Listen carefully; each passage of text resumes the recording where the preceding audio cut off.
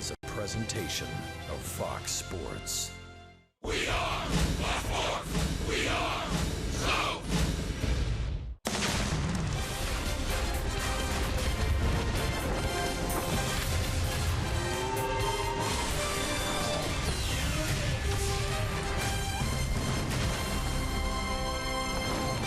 April in the ATL continues on a gorgeous Saturday night for baseball. 30 games in 30 days continues tonight with the St. Louis Cardinals in town here for the middle game of the three-game series at Turner Field. It's a very special night for us at Fox, for one of our favorites is joining us in the booth tonight, a man that won 113 games as a Brave and, more importantly, hit 3 home runs. That's right, Tim Hudson joins us in our broadcast booth tonight for our game against the Redbirds. Tim, great to have you in the booth. Welcome. Hey, it's good to be here, guys. Should be a lot of fun as the Braves and Cardinals play.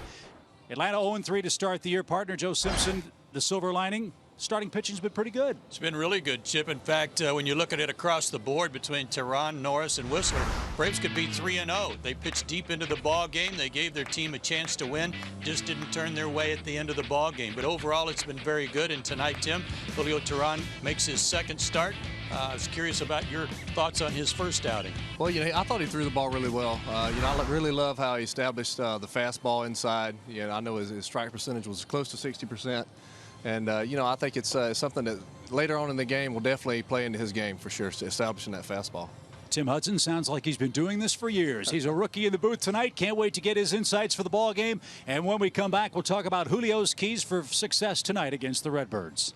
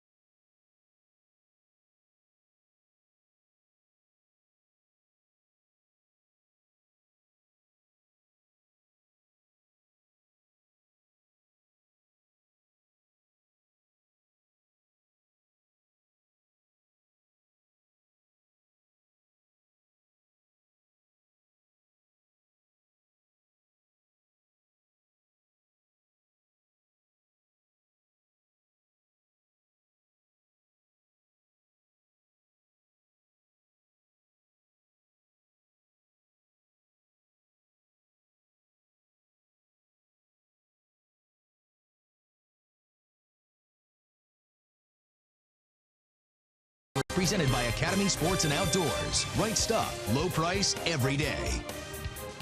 Another beautiful brisk night for baseball at Turner Field. The Braves and Cardinals meet for the second time tonight.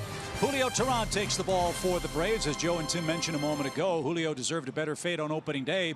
But fellas, the first pitch in a sequence, perhaps the most important for the Braves right-hander tonight. It is. I think Julio, if he can come out and establish his fastball early on, and especially just mix it in and out. I know he does a great job of establishing it inside. I like just how he's been on the corners the whole first time through the lineup. I think that's key. I like the fact too that after kind of a rough first inning of the new season, he settled in and was very efficient too. He didn't waste a whole lot of pitches and seemed to breeze through his remaining innings. And here are the numbers from Julio's start against the Washington Nationals here in Atlanta on opening day. As Tim mentioned, 60% or thereabouts first pitch strike percentage.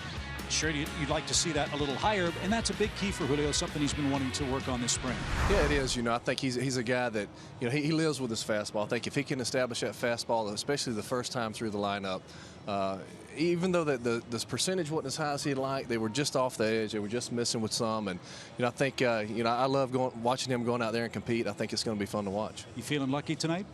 Always. Time to get a win. Braves need one. They're 0-3. Carlos Martinez pitching for the Cardinals. Perfect night for baseball. Lineups and first pitch coming right up.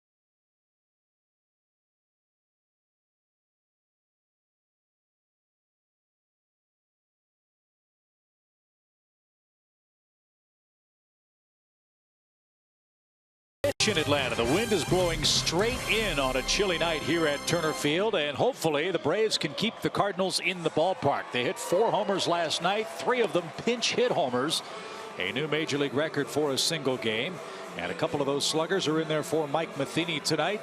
Hazelbaker had a big day. Jeremy Hazelbaker, one of those pinch hit homers. He's batting second in front of Matt Holliday, pride of Monroe, Georgia. Brandon Moss is their first baseman today for the Cardinals. Carlos Martinez, a flamethrower, is on the mound facing Julio Teheran, who's making his second start of the year. Julio's 25 years old, 6'2", 205 pounds, out of Cartagena, Colombia. His numbers against the Cardinals, very good. A 1.89 ERA in 3 starts, and one of those was at the end of last season when he went 6 innings of 5-hit shutout ball, walked 1, struck out 6. His 4 keys to pitching success tonight. Number 1, an easy first. He threw 31 pitches in the first inning against Washington and gave up a homer to Bryce Harper. So try to get through that first inning a little more economically, be strong going into the middle innings, and go green. He's very ecologically sound, so after giving up 2 homers in the first game, keep it in the green and not in the blue. That's the plan. I like that plan. You see the weather. Tim, what are the challenges for a starting pitcher pitching in dry, cool, breezy conditions like this? Well, obviously the grip on the baseball is something that could be challenging anytime it's cool and a little breezy. You don't have a little moisture on your hands, and you just try to get that good grip on the ball. You can locate that fastball in and out. It's interesting out in San Francisco a year ago, 2 years ago, Julio had a really bad game, and he talked about the lack of humidity and how slick the baseball was because of the breeze at AT&T Park. Yeah, it can be challenging sometimes for sure. So Matt Carpenter ready to go for the Cardinals. He was 1 for 5 in the lid lifter here last night. And Julio's first of the night is right there for a called strike. Mike Winters has the plate in game 2 of the series.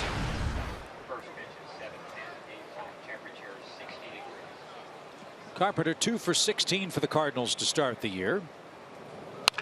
And bounces one to Freeman at first. There's a good start. Julio keeps it green. It's Carpenter to roll out to the right side. Defense will again be a key for the Braves tonight. It has been a little shaky at times in the first 3 games of the year. Kelly Johnson gets the start in left for the Braves. Drew Stubbs in center for Ender Inciarte. We'll talk about that more in a moment. Jace Peterson's back in there at second base, and AJ is behind the plate. And here is Jeremy Hazelbaker, the pride of Ball State. 7 long minor league seasons before he got a chance to make it to the show, and he's already hit a couple of big league homers.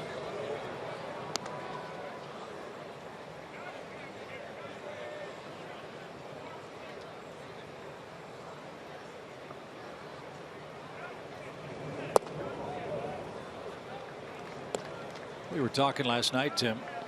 We've seen a lot of major league games. Never have we seen a game in the history of our sport where there were 3 pinch hit homers.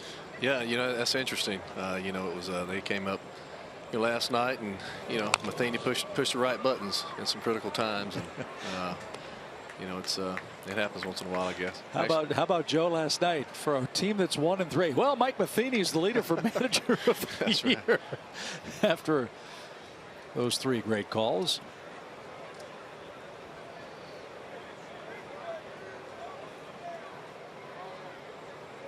And Hazelbaker getting the start in center tonight for the Cardinals. They really like their bench. A lot more thump, Mike Matheny says. They showed it last night. And popped back our way out of play. 2 balls and 2 strikes. Pretty good change up there from Julio. Had him off stride.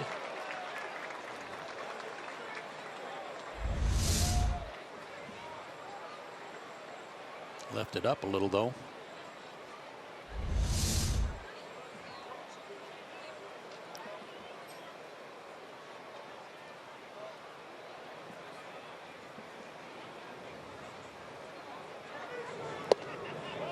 And just missed.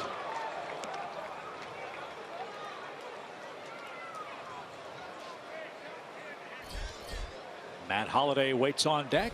He's a Braves killer in this ballpark. You'd like to face him with the bases empty. And a bouncing ball out of play. Tim, did you have first inning trouble that you remember? Was that an issue for you like it was from time to time with Tommy Glavine? From time to time it could be an issue. It was one of those things where if I could get through the first inning or the first 4 or 5 hitters of a game, you can settle in, get that edge knocked off of your game a little bit, and once you're able to settle in and get into a groove there, and then able to flip that lineup over a time or 2 and start cruising. And Julio walked Hazelbaker, 1 on 1 out, and Matt Holliday is the batter. Well, the keys for me was always just establishing my fastball and first pitch strikes early in the game, especially the first time through the lineup. If I was able to do that, then the game usually seemed to work out for me.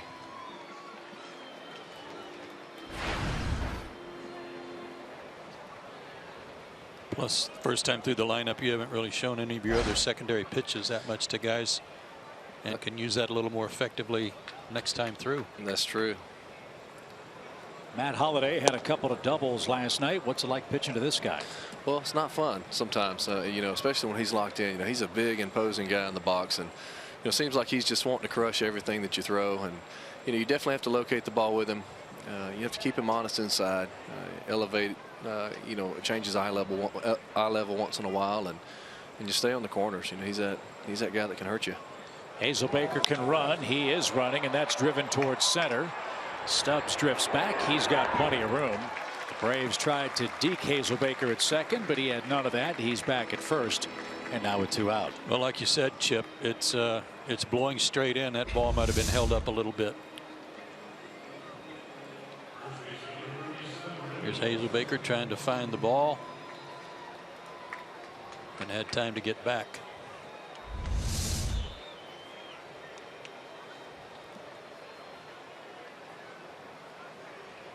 Jose Oquendo, the normal third base coach, is on the shelf with a knee injury that he's recovering from. They've had to do some shuffling of their staff.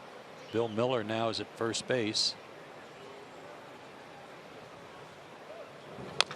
And a ground ball by Moss. He is out of play for a strike. And Chris Maloney has moved from first to third until Jose comes back.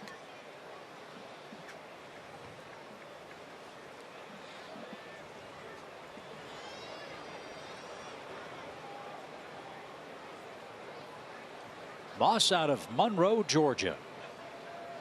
20 homer man the last 3 years. Well-traveled big league player. And gave the Cardinals some much needed insurance when Matt Adams got hurt last year. Moss 1 for 8 so far on the year. And batting cleanup tonight.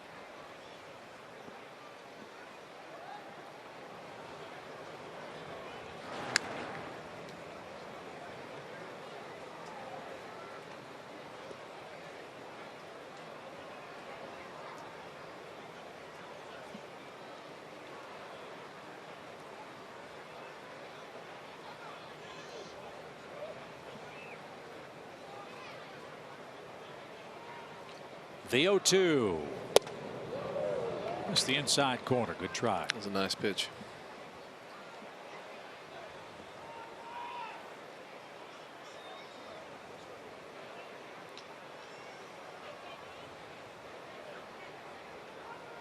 Julio's always pitched well against the Cardinals. 1-1 record, sub-2 ERA in 3 starts.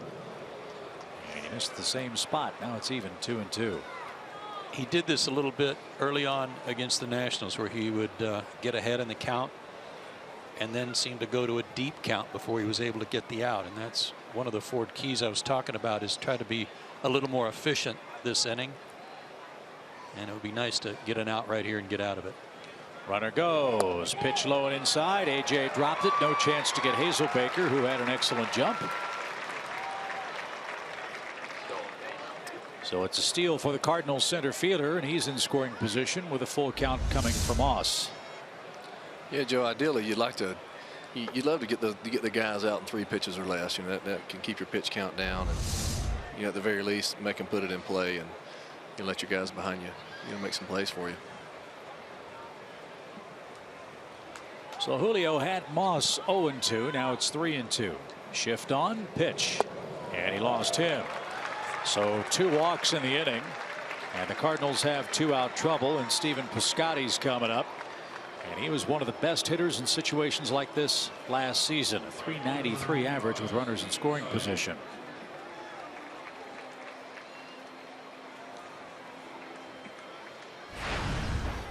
It's not so much the fatigue that he might feel in the first inning. He's fresh tonight. He's well rested. It's just how much does it shorten you on the backside? You know, does he, when you get to the 5th and 6th inning, maybe somehow, some way it cuts short your outing.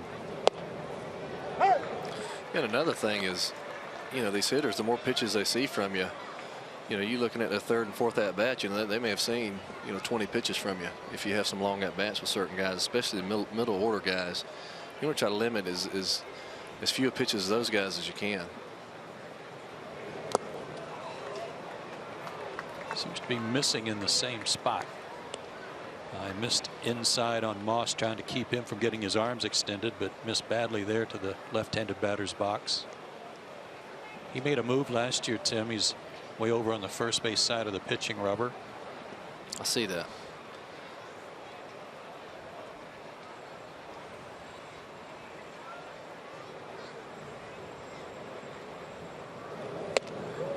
Yeah, I was a guy that I pitched from the middle or towards the first base side of the rubber, and the reason I would do that is, you know, I'd be able to pitch inside more effectively to left-handed hitters.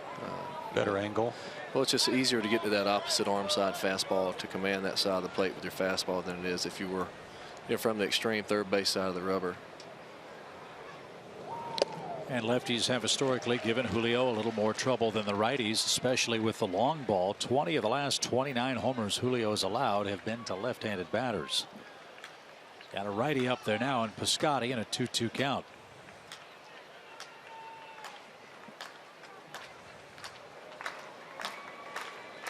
Pitch number 22.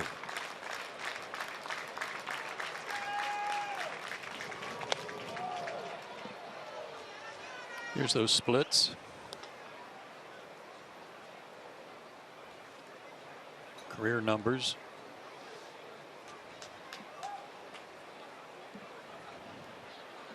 Almost 2-1 lefties versus right-handed. It'd be interesting to see what his numbers were since he's moved over to the first base side, just to see if how they've improved. Well, he finished with a flourish last year. He had a real good last 6 weeks.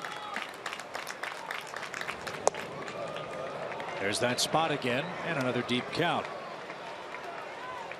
Yadier Molina waits on deck. The Braves want to see him in the second.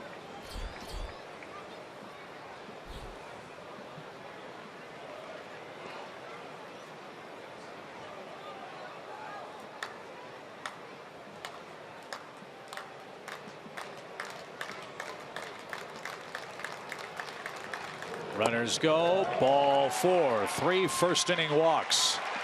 And they're loaded for Molina. And you can see Julio right to the mouth, try to get some moisture on that hand. Don't know if the dry, cool weather is affecting him here in the first, but he has not had real good command. Well, that outing that I referred to at AT&T Park was not the first time he'd had trouble there. Same thing had happened a couple of years earlier, and it was night like tonight. Cool, breezy. Yeah. 31 pitches in the first inning Monday. Already 24 this inning. We've had a couple at bats get away from him. Had the one guy 0-2, ended up walking him. Yeah, that's an at bat that you wish you'd had that one back. Careful on the first pitch here.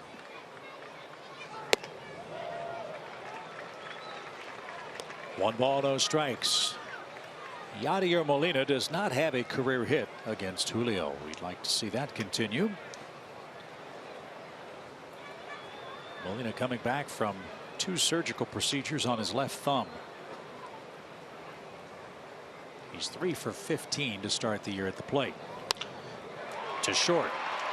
And the flip to second. Close play, and just in time to force Piscotty. Long inning for Teheran. 26 pitches. The Cardinals leave him loaded, and Atlanta comes up looking for an early start against Carlos Martinez, a flame-throwing Cardinal right-hander.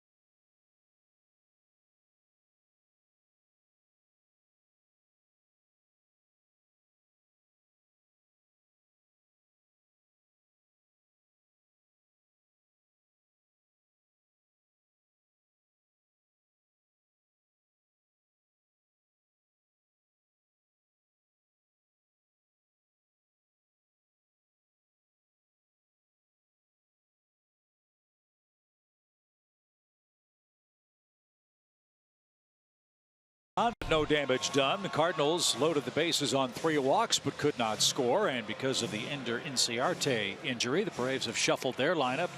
Eric Aybar first, Markakis second, then Freddie Freeman. Garcia, Brzezinski, Kelly Johnson the start in the outfield tonight. Drew Stubbs is in center, and the Braves better have their fastball hitting shoes on because this man is real tough. Yeah, he can bring it. 6 feet 190 out of the Dominican Republic. Carlos Martinez, 24 years old. Those are the numbers last year. Outstanding numbers. But then all of a sudden he had a right shoulder strain on September 25th. They sat him down for the rest of the regular season, and he did not pitch in the postseason, which really hurt their rotation and their chances against the Cubs. But he was a huge part of their 100-win season. He's healthy and throwing mid to upper 90s in that fastball. He has never given up a run against the Braves. In fact, he was the man that matched up with Shelby Miller last year in July in that classic game in St. Louis, won by the Cardinals 1-0. He gave up 6 hits in 8 innings that day at Busch. And that buzzed the tower at 93. Now 2 balls, no strikes to number 1, Eric Aybar.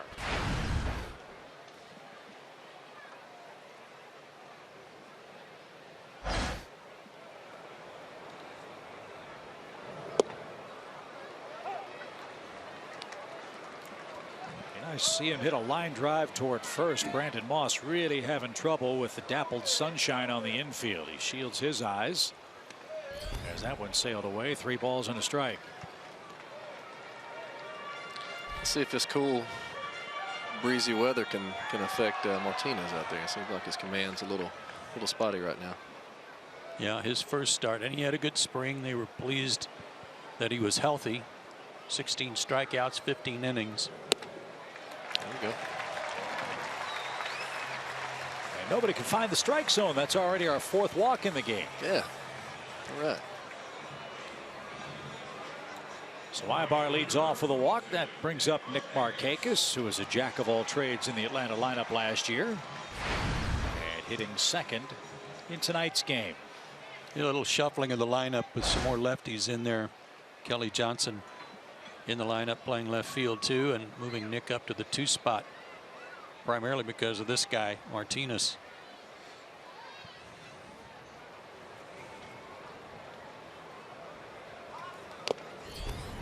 Nick had a hit last night, and that good work against the Cardinals is our Georgia lottery hitting the jackpot.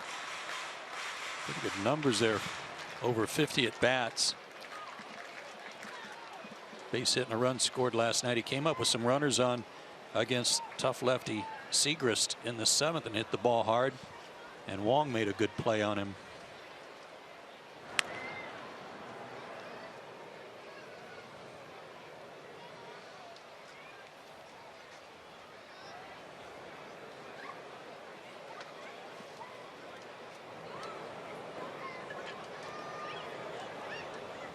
Big hole right side for Nick.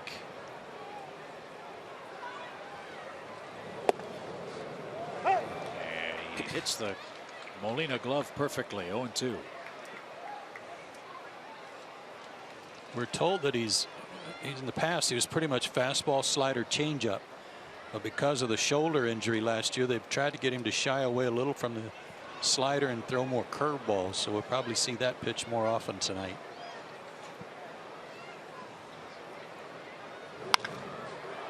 Pop to shallow center.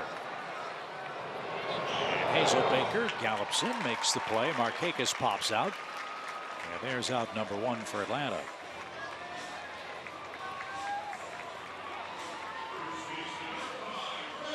Martinez, just 24 years old, was very close to a young player tragically lost by this St. Louis organization. That's Oscar Taveras, who is going to be their next young outfield star.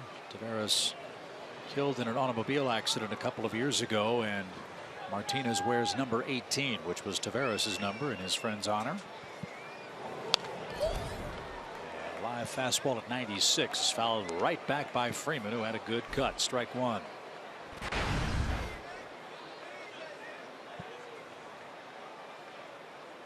Freddie 1 for 10 to start the year. That hit a homer on opening day.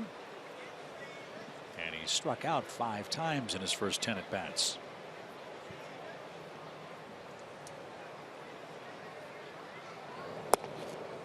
It's an interesting shift they have on for him, but it may be because they've got a double play in order here.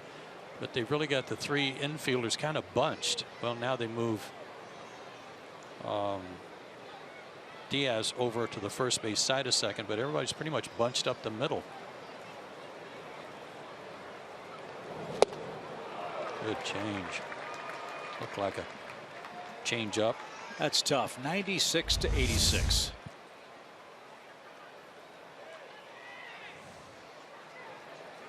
Circle. That was my best fastball last year, I think. Jeez. Quit bragging. Well, you know. Off the plate. That was 98. That was his best fastball. He can bring it. Told by the Cardinals TV people that he was throwing 100 miles an hour in his last spring start. He's starting to get loose now. 2-2. That's a nice take right there.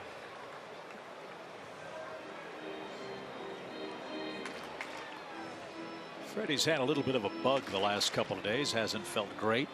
Hopefully he's feeling better tonight. It's been a rough spring. He had food poisoning down in Orlando. It cost him a day or two and a lot of weight as well.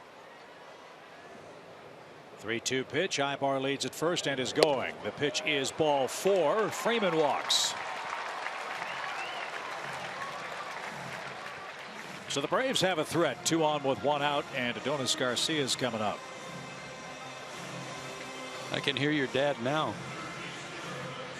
If you like bases on balls, you've come to the right place. Yeah, the rules state that if you want to get a strikeout, you have to throw it in the zone. Well, we know this guy can hit a fastball. He did good work against Steven Strasburg and Max Scherzer. Let's see if Adonis gets one to his liking.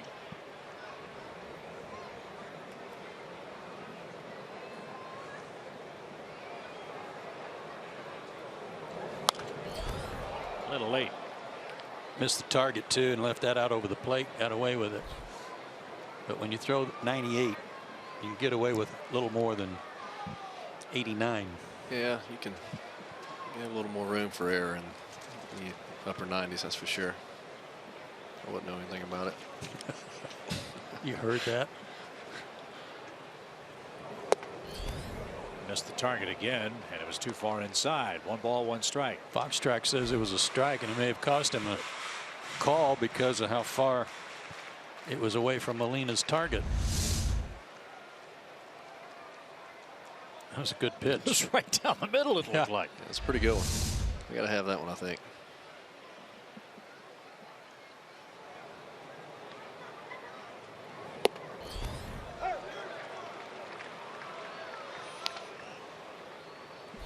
Not sure if Yachty's using a new glove or not, but if he is, it'll be broken in by the 2nd inning.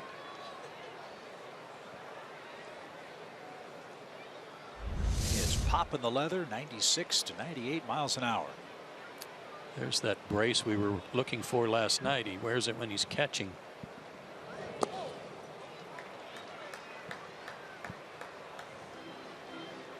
After 2 thumb surgeries in the offseason.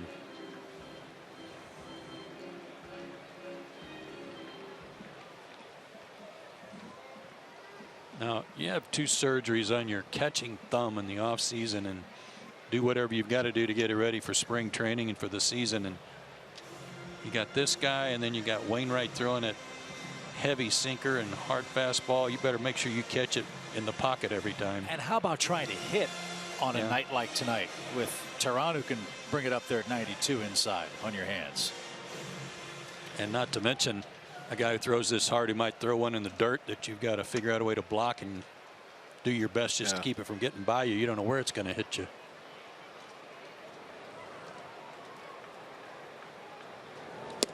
How about that stop? Wow. Holy smokes. 3 balls, 2 strikes. He actually didn't go down. He went up. His glove went up.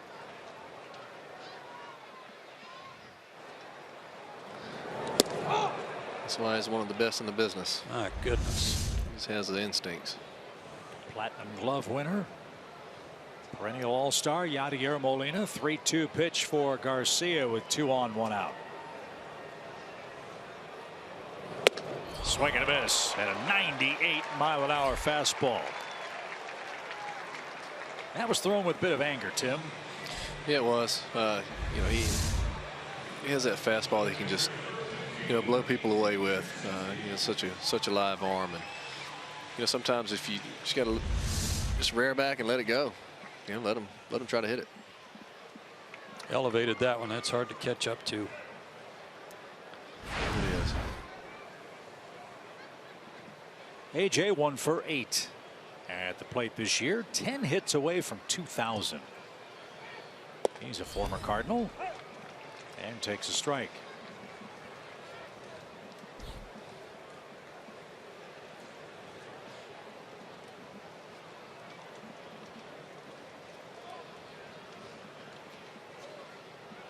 AJ played with the Cardinals in 2014. And he serves this one toward left. Matt Holliday drifts back. And neither club can cash in a lot of first inning walks. No score. We're off to the second inning.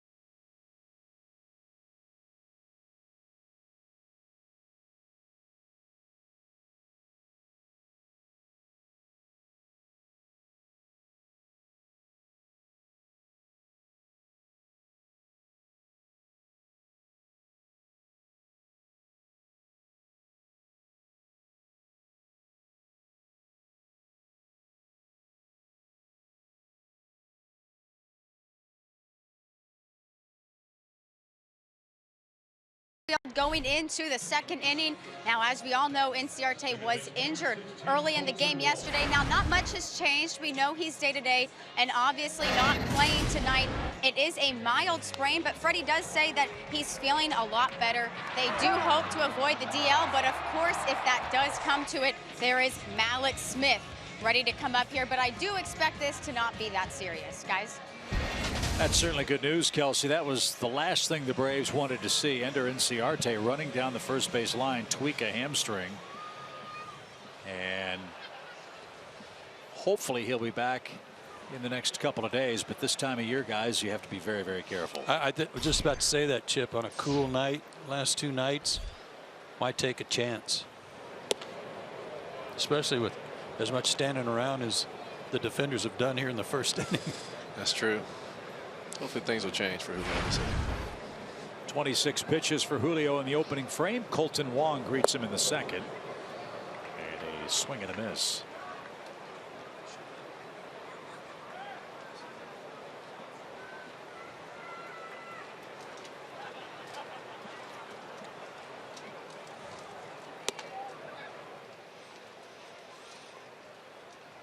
Hey, Joe, Tim's passes are here tonight. Yeah, those are the Tim Hudson hats. I was wondering where they were. Happy hats. Boy George is here. These are my people. Right on.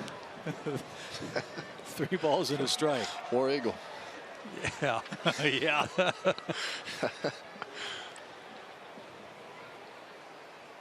Is there something going on I'm not aware of? Is Comic-Con in town or something like that?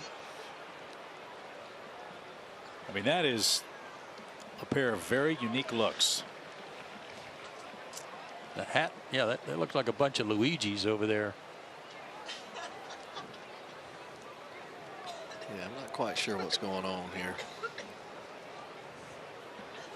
Well, they're Redbird hats. Yeah, they gotta be Cardinal fans. The best dressed fans in baseball. Just ask them. 3 balls, 2 strikes, and a shot to right for Colton Wong. A lot of 3-2 counts for Julio in the first inning plus. And there's the first St. Louis hit.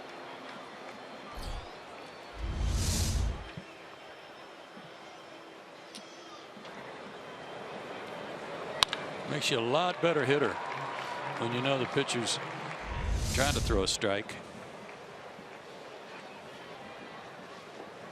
This is Aledmys Diaz, the Cuban defector, signed by the Cardinals to an $8 million contract that covers 4 years. He was one of the men that hit a pinch hit home run last night. Cardinals had 3 pinch hit homers last night. You know how many pinch hit home runs they had all of last year? 4. No kidding. For the entire season.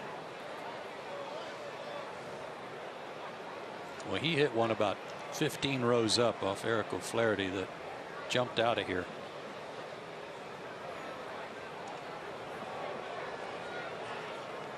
Isn't it funny, for a Cardinal team that has had great shortstops year after year after year, it seems that's been the black hole for their franchise and their team this year.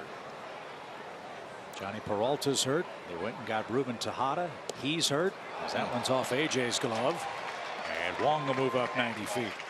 That's a pass ball.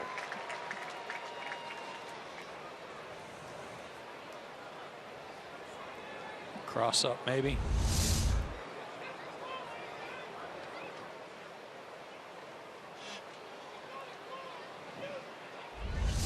Hard to tell. Yeah, it's hard to tell. The ball just took off on him. Hit him in the leather, though. So runner at second for Diaz.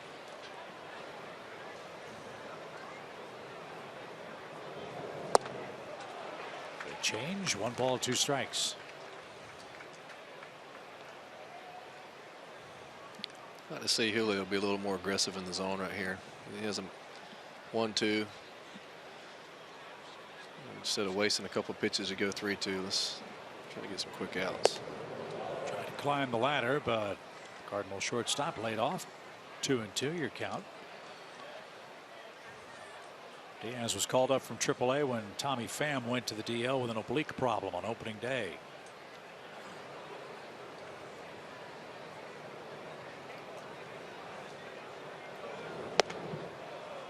Same spot, same result, and another 3-2 count.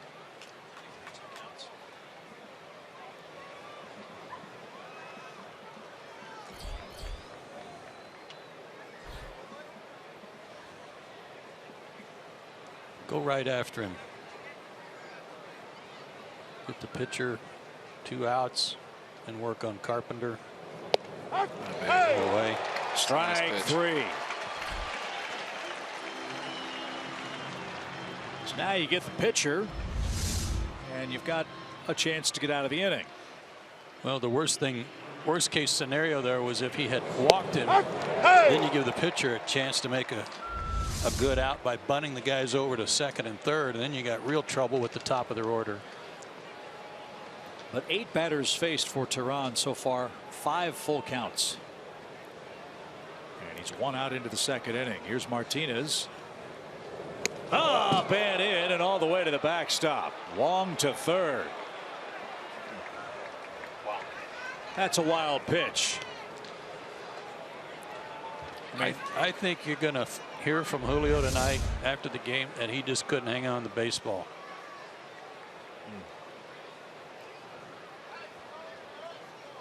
I think Carlos got out of the way of that one.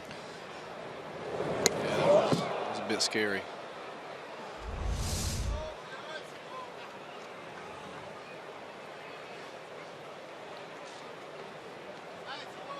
So the infield comes in for Atlanta.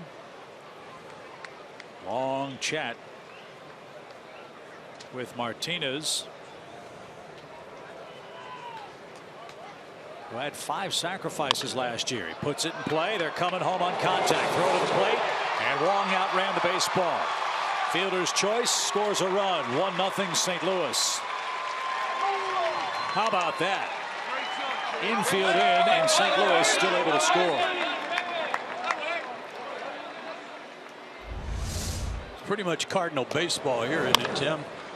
Aggressive base running, taking a chance early. It is. You know, those are the things that they do so well. They run the bases well. They seem to have the right reads on balls put in play. You know, off the bat, you know, it looked like it was going to be an out at home. He just outran the baseball. Sure did. Great jump from third. Plus the pass ball and the wild pitch had a little something to do with that. Sure it did. So the Cardinals strike first, and back to the top we go, and Matt Carpenter, who bounced out to Freddie Freeman to start the game, and that one bounces by Brzezinski, and Martinez to second. Another wild pitch. And right now the ball is dancing and darting so much that AJ might have a better shot blindfolded. Like a changeup that just held on a little too long and pulled it to touch. That's 4 first pitch strikes out of 10 batters. Yeah, that's not the percentage you're looking for. Nope.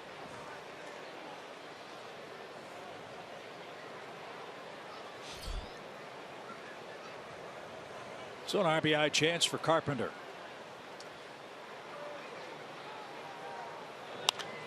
And launched foul, a ball into strike. As a hitter, when a pitcher's scuffling like Julio is here in the early going just to get the ball over the plate, 2 wild pitches already, catcher charged with a pass ball and one that got away. I got to feel like when he does throw a strike, it's going to be center cut. It's going to be right down the middle in his efforts just to throw a strike. Advantage Carpenter.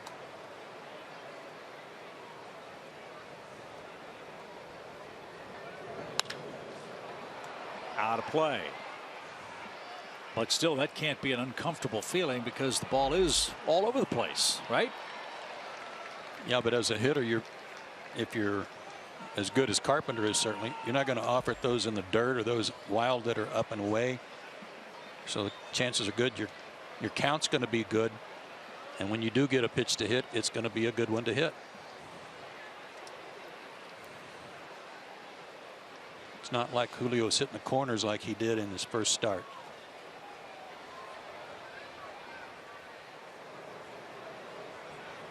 Well, the good thing is there's only been 1 run score, so he has a chance to limit some damage here. And you know, but his pitch count is getting high. He's at 43 pitches right now, so you'd like to see him try to get some quick outs, start pitching a little more to contact, and avoid those 2-0, 3-1 counts.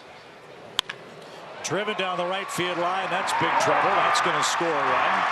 Martinez gallops home. Carpenter on his way to second. It's 2-0 St. Louis.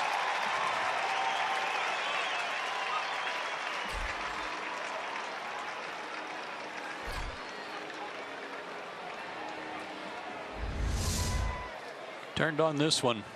Fastball inner third. Quick bat. Yeah, he is really quick inside.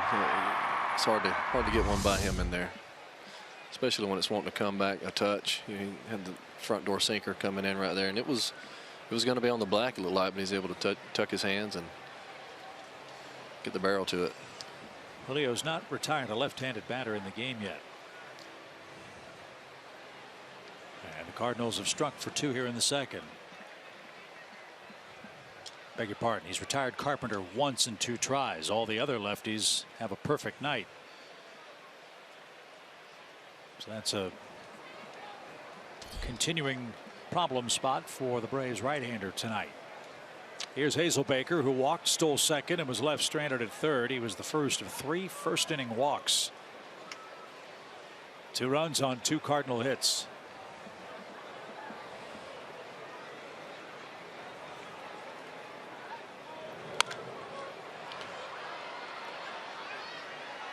Well, maybe the Braves can reverse their fortunes over the first 3 games where they've taken early leads and have not been able to hang on to them. Maybe tonight they'll turn the tables on the the Cardinals, provided Julio can hold him right there.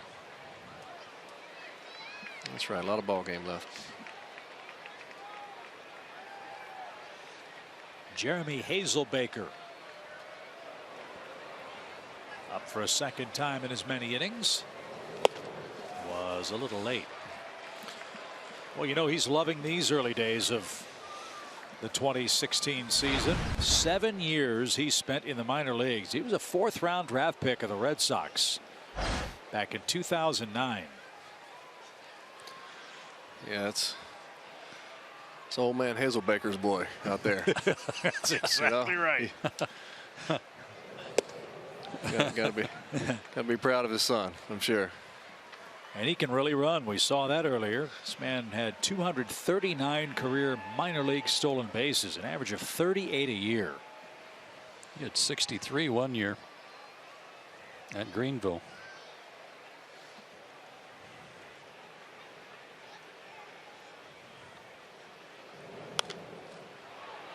That's out of play.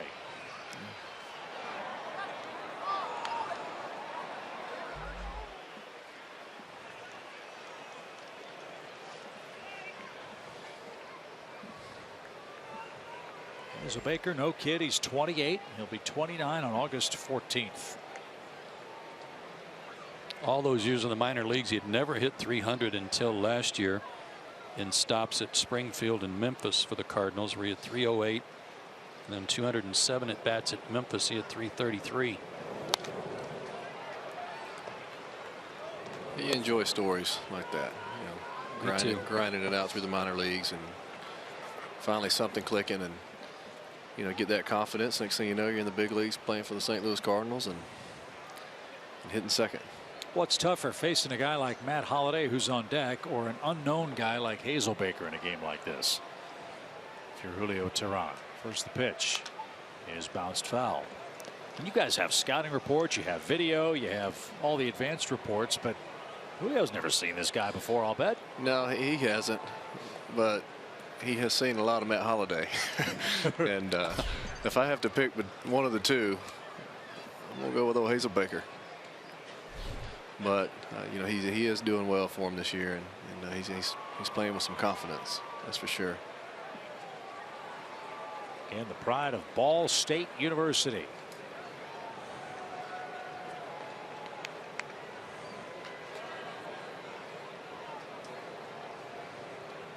And Wapahani, Indiana High School.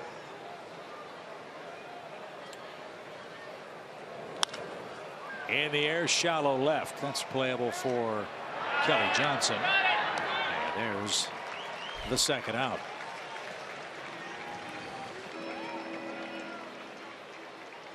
So here's old man Holliday's son, Matt.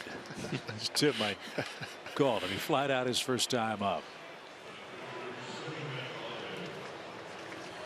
We were talking about Holliday last night, how he's really kind of broken the mold of hitters that flourish at Coors Field but struggle everywhere else. That hasn't been the case for Matt Holliday. He enters this season a lifetime .307 hitter. A .298 average in his time with the Cardinals that began in 2009. Yeah, he's just a pro. He's a professional hitter. He has a great approach. You know, I think what really makes him great is he understands the pitchers and what they're trying to do with him, and what the pitcher's strengths are. Last year, an injury-plagued season interrupted a run of 5 straight years with 20 or more homers for the Cardinals. Last season, Matt played 73 times. A lot of times when I hear somebody say that, like you just said, about him knowing, has a good understanding what pitchers are trying to do to him, that's an indication the guy's a pretty good guess hitter, that he's anticipating. That's true.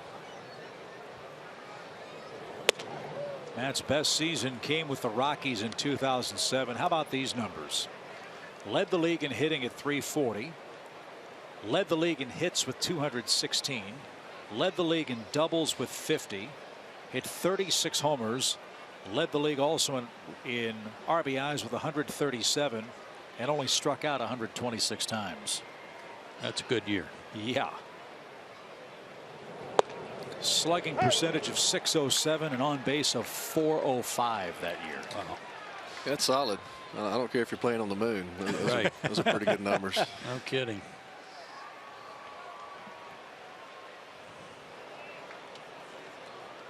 At 36 years young. And now the 2-2 is out of play.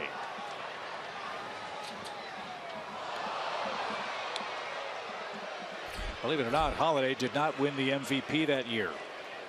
2007. Jimmy Rollins. That's definitely the Coors Field bias when it comes to those votes. Not that Jimmy didn't deserve it, but a lot of people won't vote for a guy who puts together that kind of a season in Colorado, and it's a shame. Yeah, that's true. But I'm going to tell you, Citizen Bank Park is not exactly the polo grounds either. I mean, that place, I mean, that's a pretty good hitting place itself. So yeah, you could shake hands with the popcorn vendors on the left, can't you? Yeah.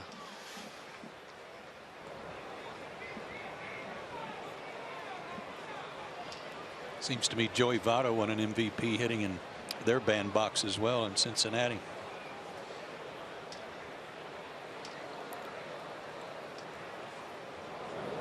Swing and a miss. And that'll retire the side. 58 pitches for Tehran. The Cardinals strike first with a pair in the second.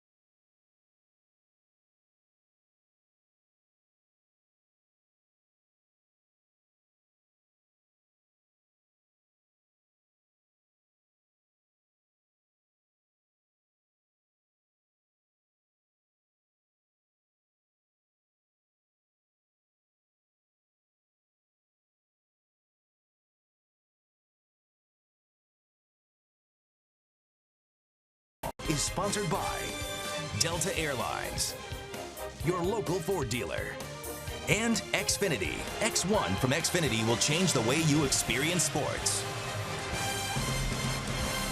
2-0 St. Louis with Joe Simpson and the always graceful Tim Hudson. Oh my. Yeah. I mean, how did my glove even get there? What in the world? That looks like it hurt. Man, it did. Was that the play that made you decide, I think it's safer to be on the pitcher's mound? Yeah. You know, I thought I was an athlete back then. Did you make the catch? The strange thing is that ball was about 10 feet over the fence. It was about 10. It was about 10 rows deep. Kelly Johnson with a wild throw at first. And the Cardinals have had defensive issues in the early going this year.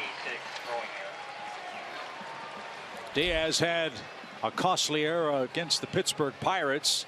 He throws that one away. And after Judd Jerko had 2 errors at short last night, this can't make Mike Matheny happy in game 2. Already 7 errors for the St. Louis Cardinals. Threw him a great sinker. And we've seen not just opponent shortstops, but Ibar as well, not really cut it loose. Everybody trying to just lay it in over there and not very accurate. Well, if it's tough for the pitchers to feel the baseball, I guess it's the same for the field too. Could be. Well, it could be, especially when the long innings, pitchers falling behind in counts. The defenders behind you are going to they're going to struggle, get cool, just as well. Drew Stubbs gets a start tonight with Ender Inciarte day to day with that hamstring. Heard Kelsey's report on Ender earlier tonight.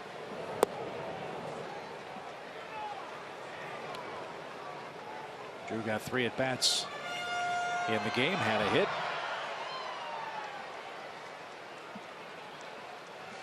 And now faces a 1-1 count. 2-0 St. Louis. A lot of base runners, lots of bases on balls from tonight's starters. Lots of deep counts too.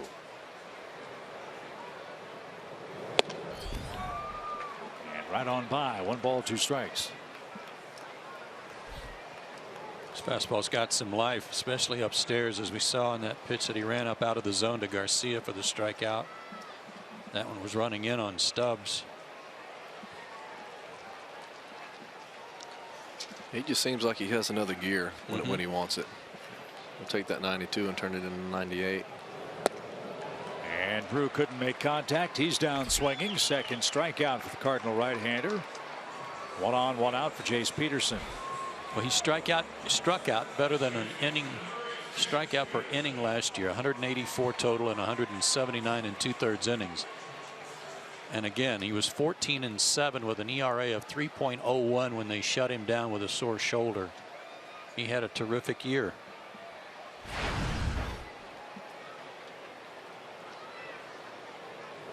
They'd love him to stay healthy and have an even bigger year this year. What with Lance Lynn out for the season, that's a big loss for the Cardinals. Yeah, think about St. Louis. 100 wins last year. They lost Wainwright in May. They lost this guy. Granted, it was at the end of the season. They haven't been able to get their rotation together for any length of time over the last 2 years. 1 strike for Jace. And just missed. Last 8 years, the Cardinals have averaged 91 wins a year. It's not too bad. Whew.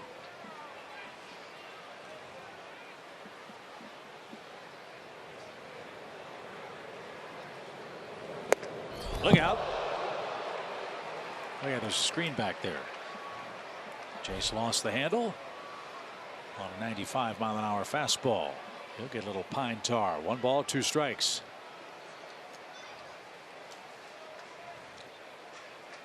That's really losing it.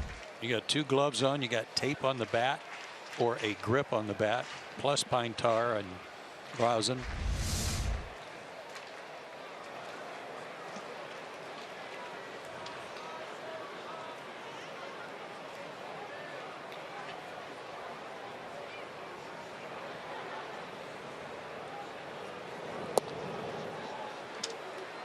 Good pitch there. Took something off, put it right where Molina wanted it. There's no sleeves for him tonight.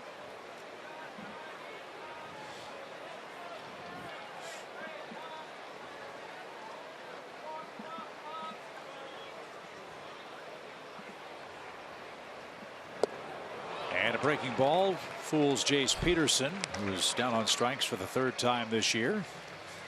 And Kelly at first now with 2 outs, and Julio Teheran. Now that looks like the slider that we were told he's not throwing as much. And it looked like he took a little off of it too. Yeah, it definitely was a little hard. It's hard to say. I mean, he throws so hard that, I mean, that could have been, you know, a slurvy curveball. Who knows? But it was definitely slower than one of the sliders that he threw earlier in the game.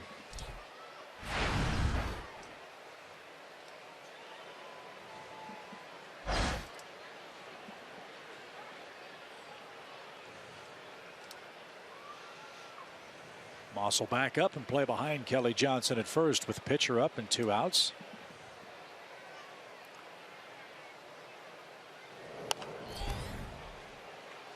And 0-2.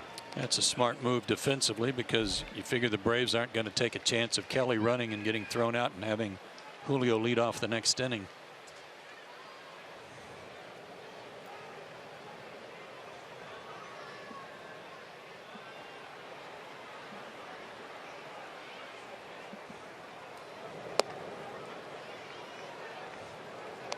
One thing that Molina does, Tim, I'd be curious to know how you preferred it. He sets up late.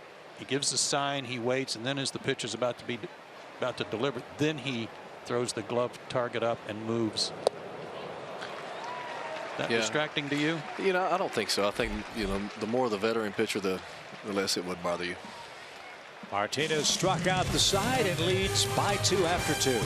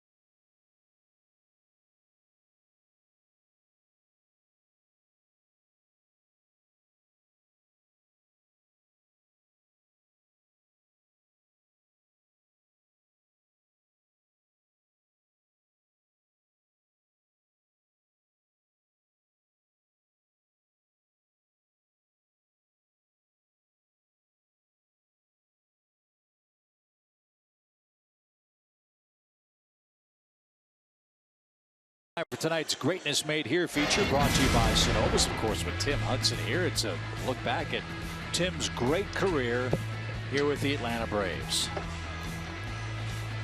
Fun to watch. Now, I was joking in our opening comments. You had 113 wins, but you had 3 home runs. What are you more excited about? That's right. For sure the homers, especially the Oppo Taco against Washington. Yeah, it takes a special swing to go yard that way here at this park. Was that the home run that had the world's slowest home run trot? Was that the one, or was that a different one? I think that was a different one. No, this one was the one off of Harper's glove, wasn't it? No. Come on. Oh, that was another one. It was way gone. Oh. Way gone. Just like the one you face planted on the fence. It was 10 rows deep. Yeah, I had a beat on that ball. Just the fence got in the way. So you were Bryce Harper before Bryce Harper was. That's right. Right? Yeah, that was original. Brandon Moss to work for the Cardinals in the 3rd. He walked and was stranded in the 1st. Julio needs an easy inning. He's thrown a ton of pitches, as you see. I'd like to get some quick outs here. Get back in the dugout and let our guys score some runs for him. Spent a lot of time here with the Braves. Do you have a favorite memory, Tim? You know what? I mean, I think one of my favorite memories is this Bobby Cox's last season here. Just being able to experience that whole year, and you know, it was very special for me to be a part of it. You know, I obviously grew up a Braves fan and a big fan of Bobby Cox and Chipper Jones and John Smoltz and all the guys, and you know, be able to be a part of his last season and see how the league and all the other teams just respected him throughout baseball was something that was I was glad to be a part of it, and you know, made the playoffs for him his last season. I wish we could have done better and won him a championship, but it was a lot of fun to be a part of. That was a pretty exciting series, though. Great with series. The Giants and Ankiel hitting that huge home run. It was a lot of fun. You know, I really thought we were going to beat the Giants that year. I thought we had a better team, and not only did we not beat them, but nobody else did either. No. We went on to win the whole thing. And if I remember correctly, when the final out of that final game against the Giants was made, something that I've never seen in a major league game, playoff game, happen. The Giants kind of postponed their on-field celebration to turn around and salute Bobby Cox, who walked out onto the field in his last game in uniform, and Bruce Bochy, their players, stood and applauded Bobby Cox before they got on with celebrating a hard-fought series win. Yeah, you know, it was a classy move for sure. You know, I know obviously playing for Bruce the last couple of years, it makes sense now, you know, just after being in the locker room with him in the dugout. You know, he's a classy guy. You know, I had a chance to play for 2 really good ones in baseball, Bobby Cox and Boach. So sure did. It was a classy move on their part. Stephen Piscotty bats and hits a rocket to left, and that gets through Garcia and Ibar for a 1-out single. And Piscotty's aboard for the 2nd time tonight. That's the 3rd Cardinal hit. Braves don't have one yet. I know here early on Hazelbaker's been stealing some of the headlines, and rightfully so for the Cardinals, but I sure like this guy. He looked good last year. He's over in a spot in right field where he's comfortable and going to be, as I said last night, a guy may make them forget about their previous right fielder who went to Chicago. Yeah, Piscotty hit .305 for the Cardinals over 63 games, drove in 39 runs, scored 29. You know, it seems like all the young guys that St. Louis brings up, they just, you know, they seem so comfortable playing baseball at this level, and they just seem like the stage is never too big for them. You know, I'm not quite sure what they do in their organization, but when they have guys ready to play at this level, they expect them to come up and produce right away, and they seem to come up and hold themselves really well. Well, for so many years they had a man named George Kissel who was so instrumental in developing their young players, much like Bobby Dews was with the Braves. We certainly miss Bobby Dews.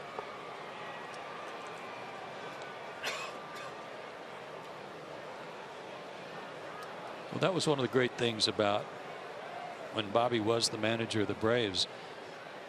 There was a way that the Braves taught their minor leaguers to play that was the way Bobby wanted them to play. Molina drives one to right. Markakis into the corner is going to make room. And when you have a manager and the consistency of an organization where the manager is there as long as Bobby was the manager of the Braves, it's pretty easy for the managers to say, you know, that's not the way Bobby does things. You get to the big leagues, that's not going to fly. You know, you got to play the game the right way, and this is the way it's expected to be played when you get to that level. And I think the Cardinals pretty much do the same thing. Yeah, I mean, there's a certain way that, you know, obviously, you know, you want your players to play you know, at this level, and you know, for a manager, you want to know what your young players are capable of, and obviously, if you implement something throughout your minor league system, you know how to do things, you know, certain ways to play, how to go about your business out there. The manager knows what they're getting with a young player. And yeah, I think that's a great point, especially for a manager to have that kind of confidence in the instruction in the minor leagues, to know that when a guy does rise to the big league level, you just assume and figure he knows how to play. He may not always be successful. Yeah, you want everybody to be on the same page. Yes, for sure.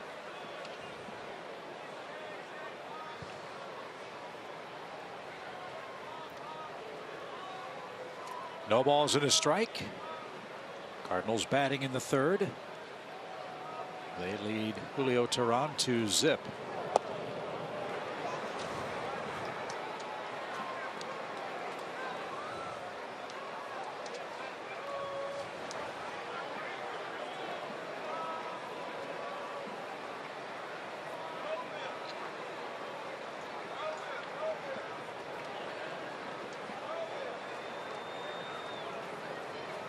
Runner goes. Pitch caught on and skied toward right.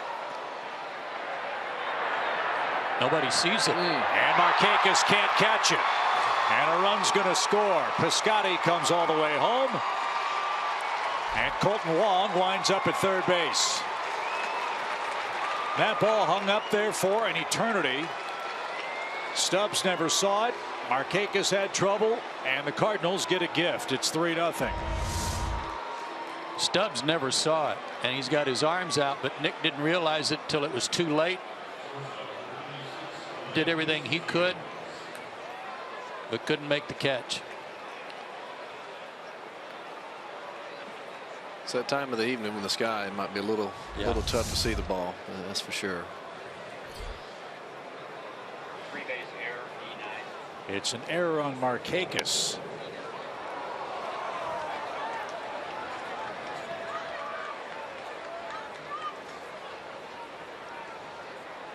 I think it's safe to say for both teams this is not exactly a sterling example of crisp Major League Baseball.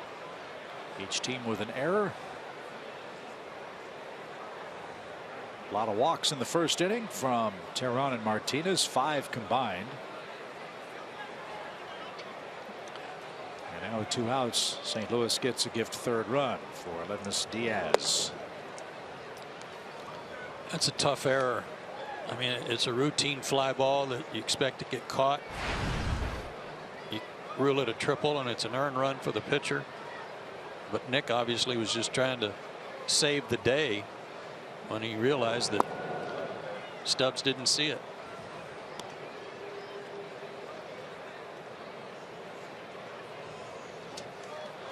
This isn't exactly how you drew it up, that's for sure.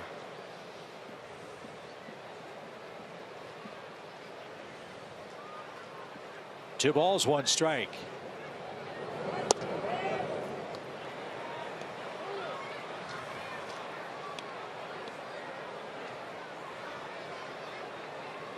And the Braves will go ahead and walk Diaz and take the chances with Martinez. So ball 4, 1st and 3rd.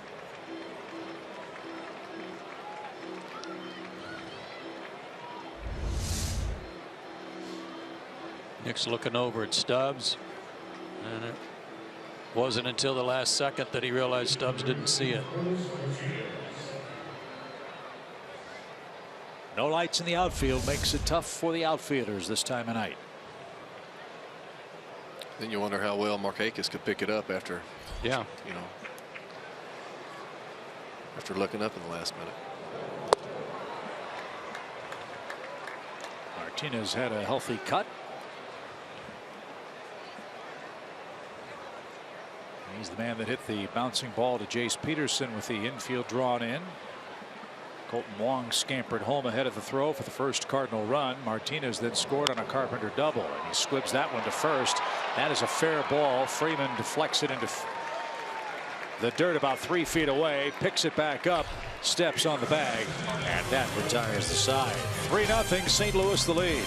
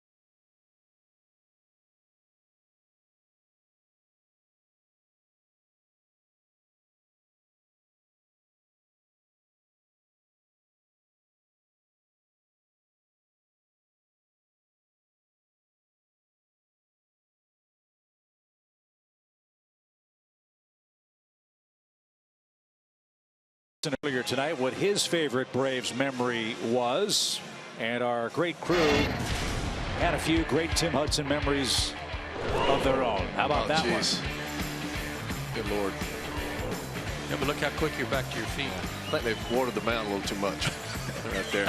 Look at Chipper. It's a little slippery. Tip of the cap. I forgot that. That's right.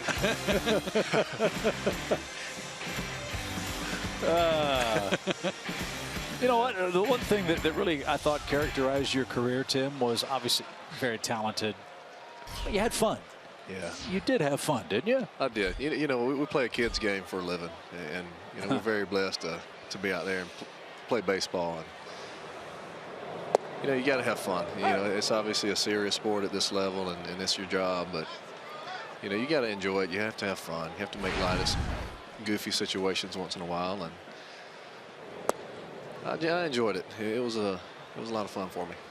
You know, we've got that video of Smoltz and his stop, drop, and roll play at first base where he was just flopping around. Yeah. At least you were very graceful in the way you just popped right up and waiting for the scores from the judges. And yeah. Yeah, I'm gonna be honest with you. It scared me to death for a second. Yeah. I jumped up. I thought I might have blown something out. And then when I figured out I was okay, I was like, all right, I'm all right. I think I can keep pitching. Yeah, one of those. What in the world just happened? Right? Ed, man, the grounds crew guy, he soaked the mound that night.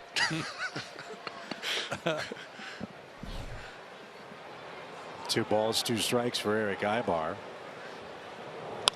And that one served into left, and the Braves have their first hit. Right. So the second time through the order. Let's see if Atlanta can get on the board here. Well, Joe, I don't think I'm going out on too far a limb when I say that that play by Tim Hudson was much more athletic than John Smoltz in the stop, drop, and roll play. There's no question. Yeah, that for sure was. I'm a much better athlete than Smoltzy. Yeah, you're about 170 years younger too. Well, that helps. No, yeah, Smoltzy's one of the best athletes I've ever been around. There's no question about it. At least I kept my hat on though. He didn't even throw the ball. Yeah. It's because I'm an athlete. Yeah. You know.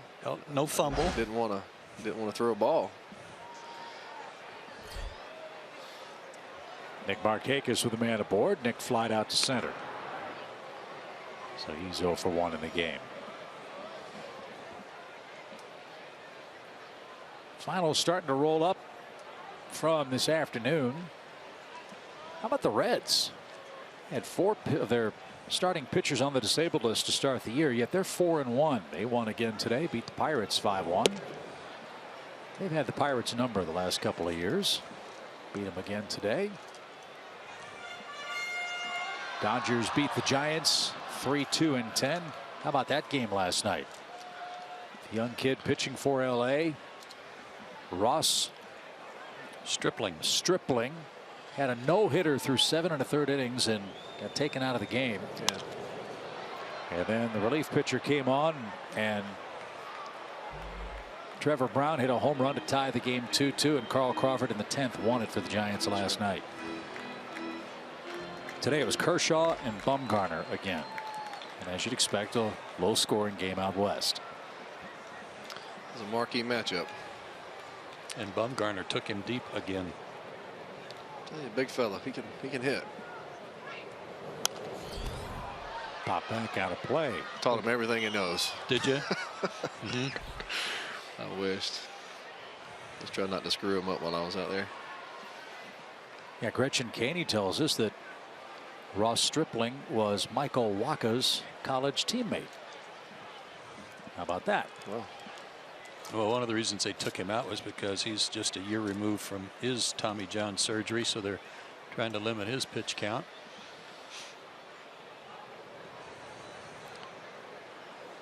One-two pitch. Molina couldn't get that one, can't find it. And Ibar into second on a wild pitch. Well, we're filling up all the squares tonight, boys. Pretty much.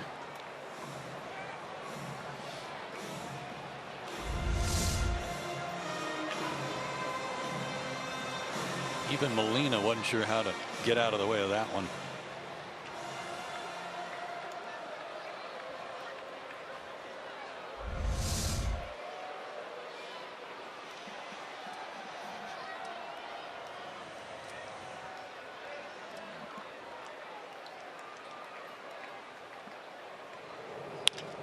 Markakis tries to split the gap in left center. He will, and the Braves are on the board. Ibar scores. Markakis a double. It's a 3-1 game. Charged with that error that allowed a run to score. Nick comes back, gets it right back. That's what he did so well last year. He has an uncanny ability to hit the ball to left as a left-hand hitter. Got a high changeup too and didn't miss it. Cardinals were playing shallow and they couldn't cut it off.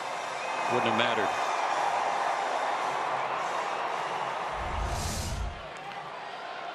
It's on the board. First run. There we go. And Freddie Freeman, the batter. Freddie walked his first time up. And high and tight. Ball 1. First run Martinez has given up to the Braves. That's right.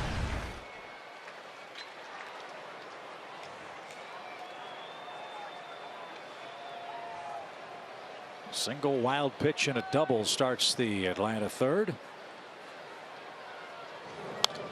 And out of play. Something else about the Cardinals. They've not given up a home run yet. Did not allow a home run to the Pirates. Didn't allow a home run to the Braves. Last time they went the first 5 games of a year without allowing a home run was 1970. You know who was pitching for the Cardinals that year? No. Bob Gibson, Jerry Royce, Steve Carlton,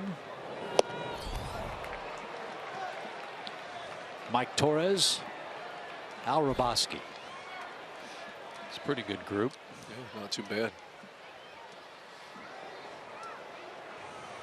1 ball, 2 strikes. Oh, Molina held it there. Good eye by Freddie. 2-2. Yeah, Martinez wanted that one.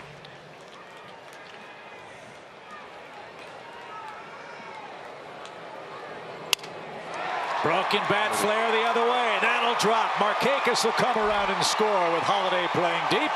It's a 1-run game. You know, if I didn't know better, I'd swear that that's exactly what Freddie was trying to do. With the infield swung around, all that room on the left side. Fought this off, coming into him, and just kind of the way he followed through, like he was kind of following through towards shortstop. Yeah. Almost looked like that's where he was trying to take that.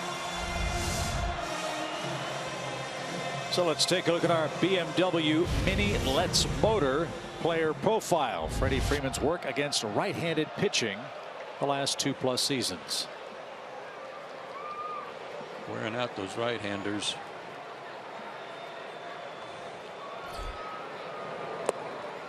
Ball 1 for Adonis Garcia, who struck out in the Atlanta first. 3-2 game here in the third. It has been a tough night for Teheran and Martinez so far. Well, and keep in mind too, Martinez wanted that pitch before. He didn't get it. It would have been strike 3. Might have been a little frustrated by that. Maybe that's why he's getting talking to.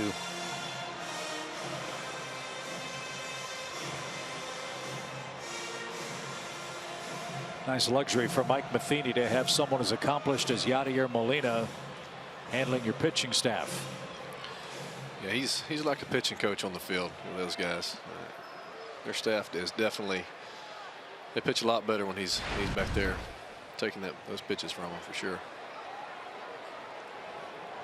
You guys had a guy like that in San Francisco too, didn't you? Yes, we did. Buster Posey.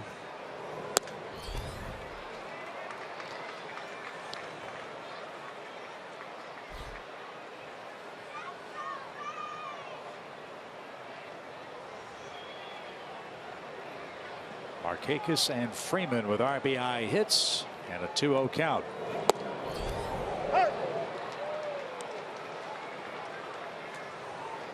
That ought to lift Julio Teheran quite a bit. Getting him back in the game.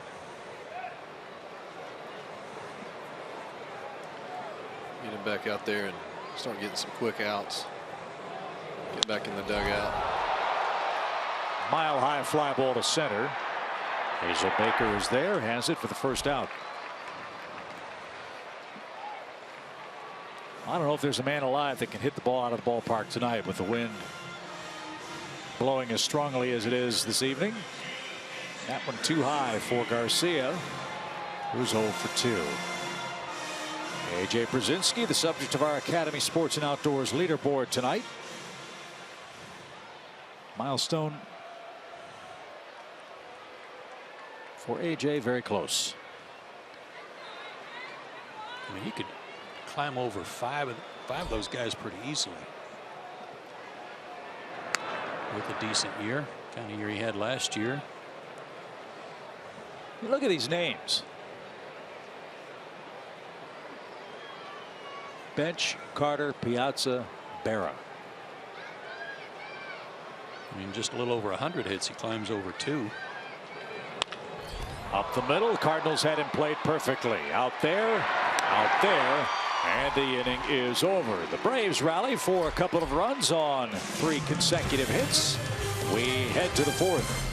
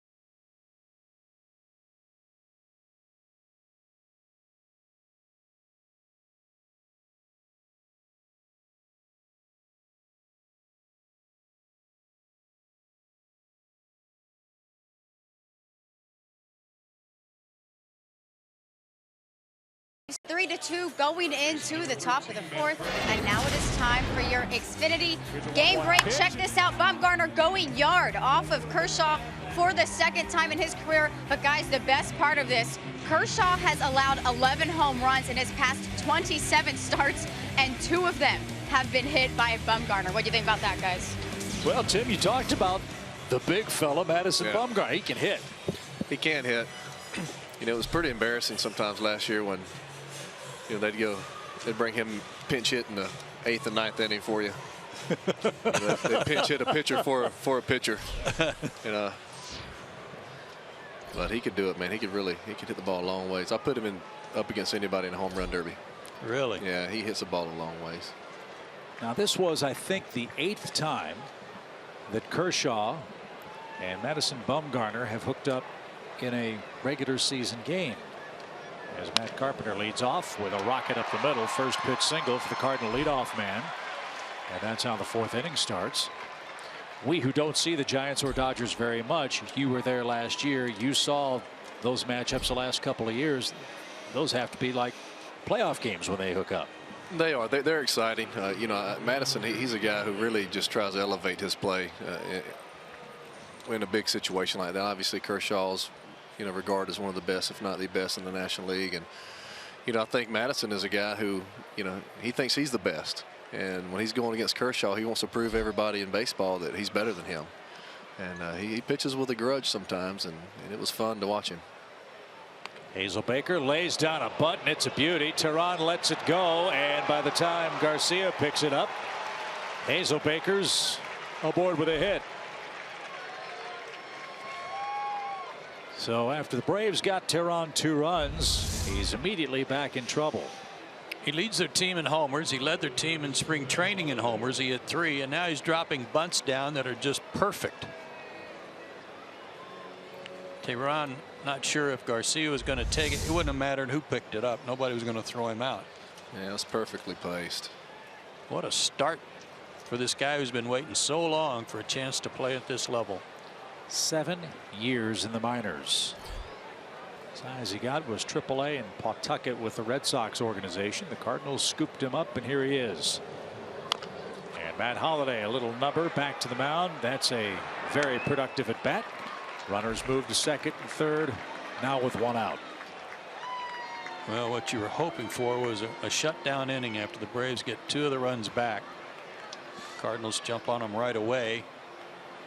Position for a chance to get the runs back, and Alexei Ogando loosens up. Julio's spot is due 4th when the Braves hit in this 4th inning. And he's a former starting pitcher, so he might be called upon to pitch a couple of innings, maybe 3 or 4 tonight. Here's Brandon Moss, and he hits one high in the air toward left. Kelly drifts back. It'll be deep enough to bring home Carpenter. He tags, he scores, runner tagging, moving to third, and slides in ahead of the throw. So the Cardinals manufacture a 4th run and now have a 2-run lead. It's 4-2. Tell you what, old man Hazelbaker's son can run. He's a pretty good ball player. He can move.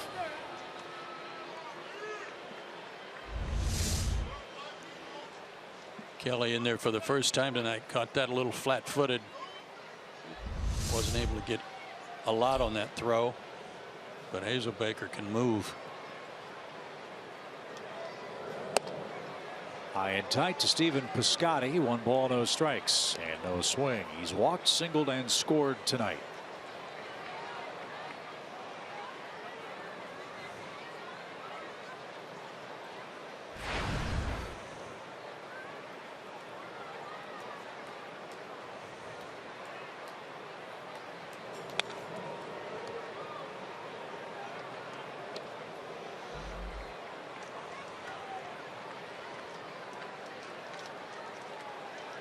Nice crowd here in Atlanta on a chilly Saturday night. We had 28,000 here last night for Friday night fireworks. Might be more than that here tonight. 1-1 pitch.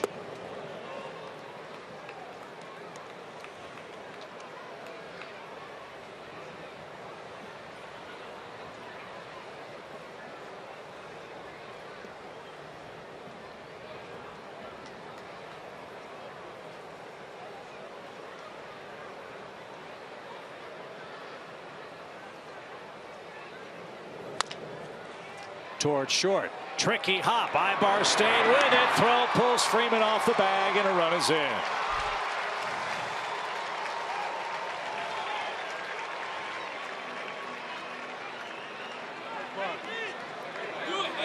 Horrible bounce. Caused him to have to lunge for it and then throw off balance. And that pulled Freddie off the bag and cost Tehran another run. A tough break all the way around. Yep. Watch this hop.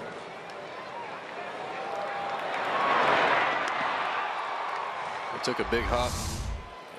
Took a shade to the right.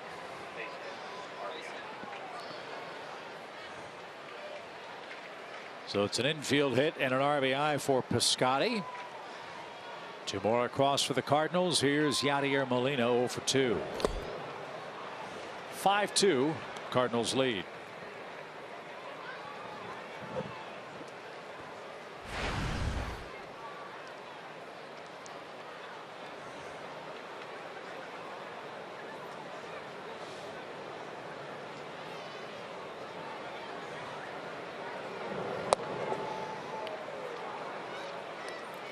One of the things that plagued Julio last year, and he had a great finish to his season, but it was still an ERA in the 4s when it all was said and done, because he had some games where he was giving up 6-7 earned runs in a short start.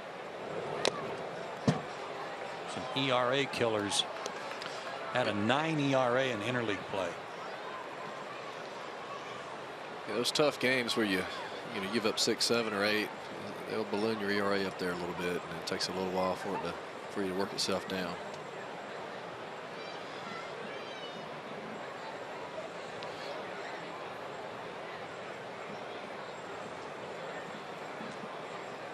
One ball, 2 strikes. Runner goes, and Molina is late, and that'll retire the side. 2 runs 3 hits and 1 costly bad bounce.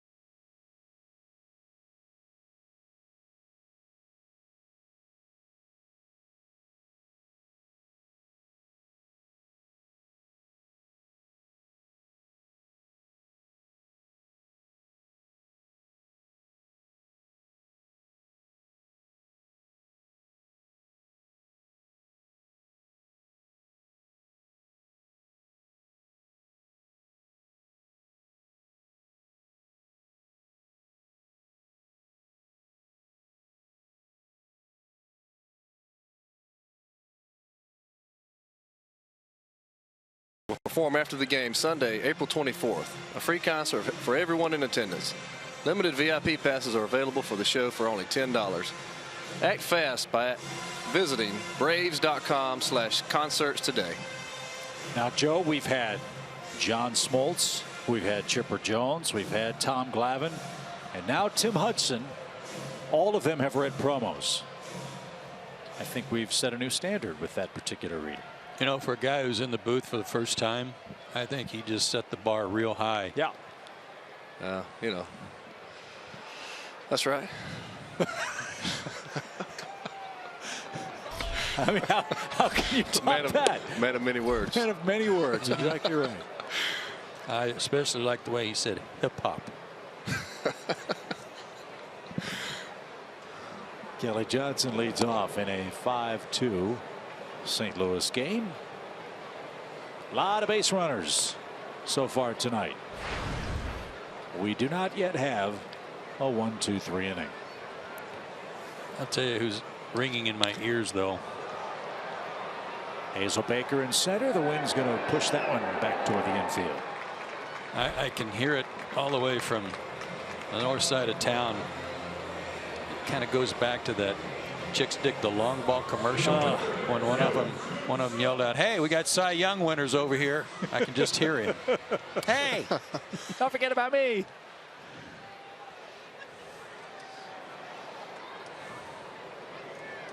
Drew Stubbs bats. He was strikeout victim number 2 for Carlos Martinez. He delivers a strike. Cubs lead Arizona tonight 3-0. And you know about Kyle Schwarber getting hurt in the desert the other day. The big story in that game is Zach Greinke pitching in his second game for the Diamondbacks. He gave up 7 runs in his first start. He gave up 3 first-inning runs tonight.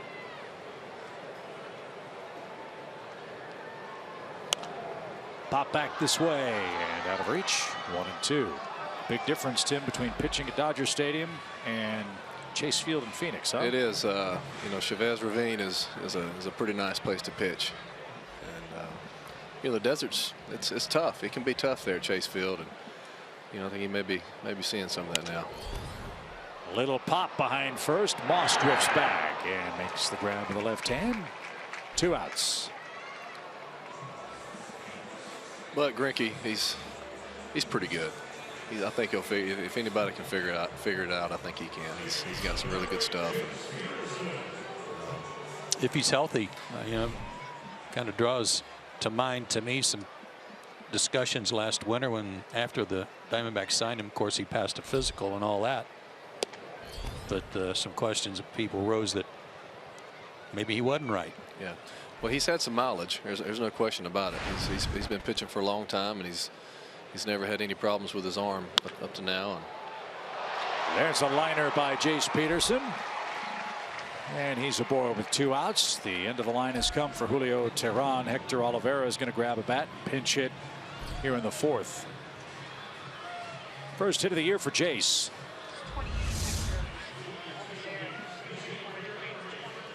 And one of the first guys to square one up, get it on the barrel. Good swing by Jace.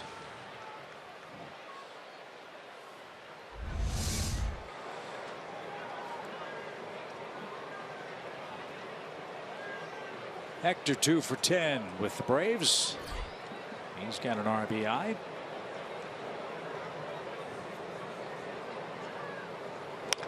And a rocket shot off the screen. That's one of the features around all of Major League Baseball.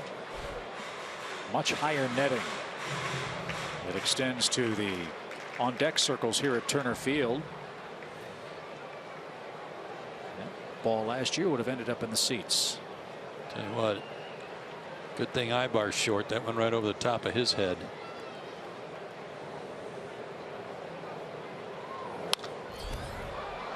That one is into the seats. Much higher trajectory and quickly 0-2.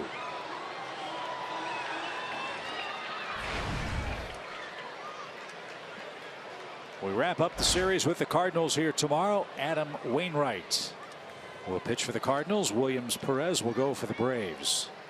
Braves live at 1 o'clock. Joe and I will have the action for you beginning at 1:35.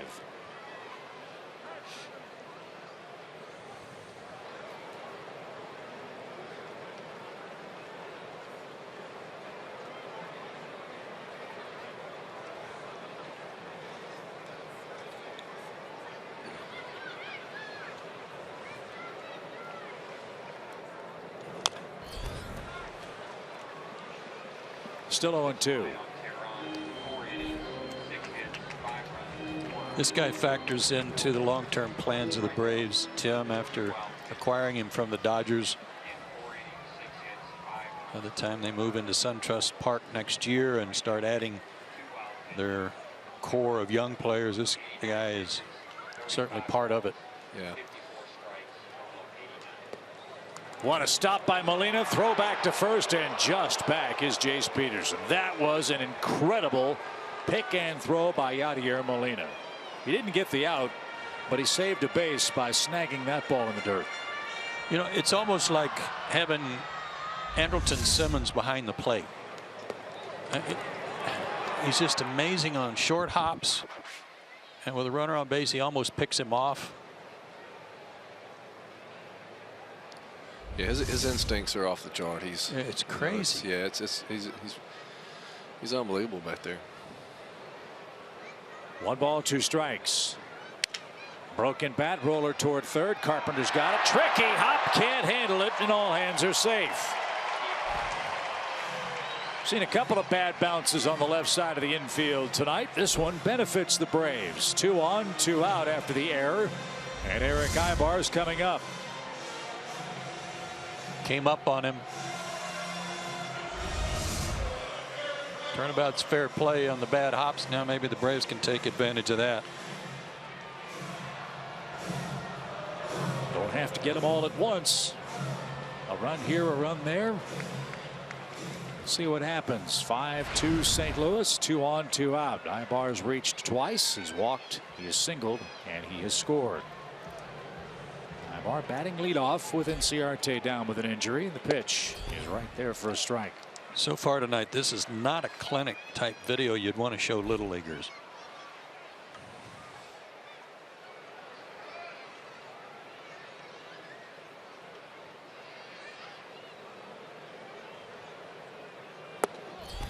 That tight shot there of home plate. You could see Molina's eyes as he was giving the signs to Martinez. He was checking out Ibar to make sure he wasn't peeking.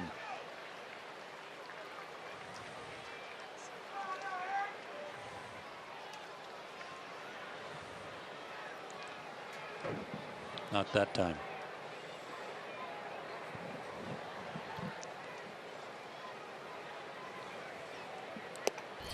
Swing and a miss.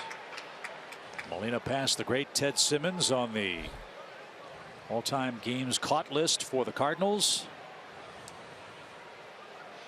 That was 96. With some sink. It was sinking and running. It was pretty nasty. It's a tough pitch to handle. He catches like a first baseman. The way he can backhand the ball in the dirt.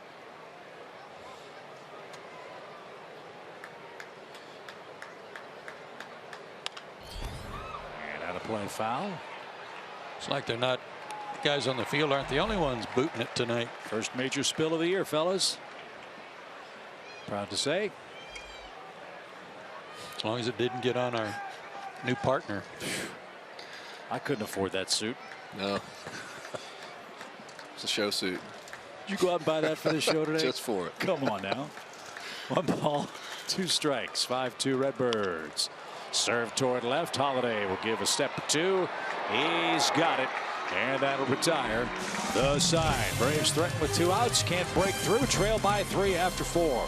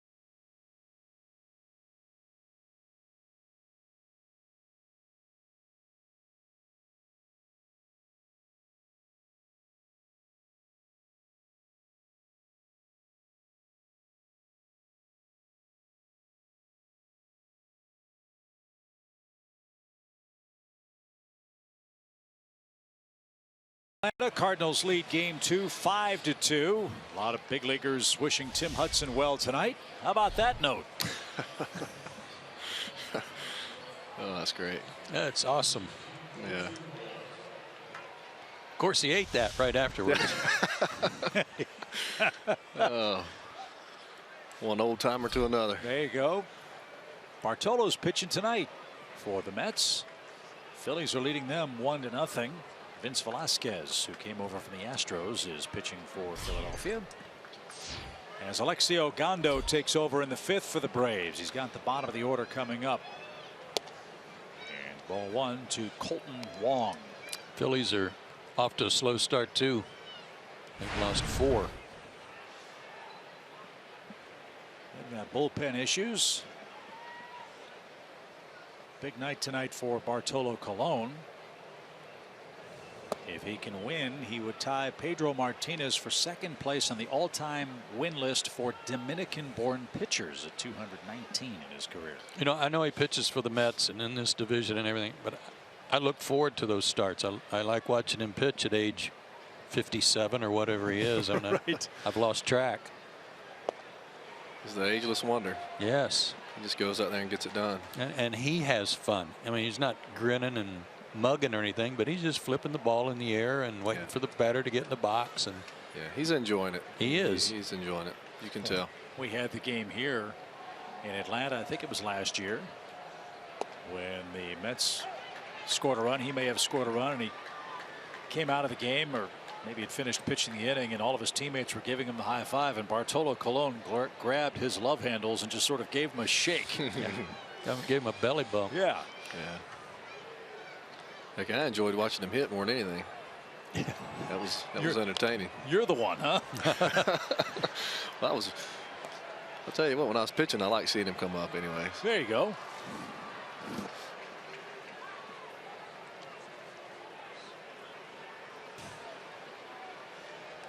Colton Wong has singled, scored, and reached on a 3-base error.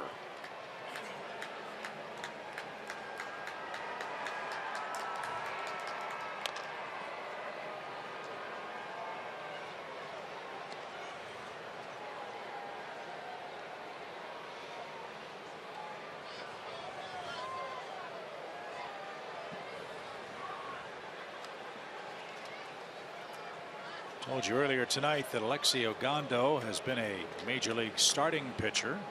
Had a big year with the Rangers in 2011.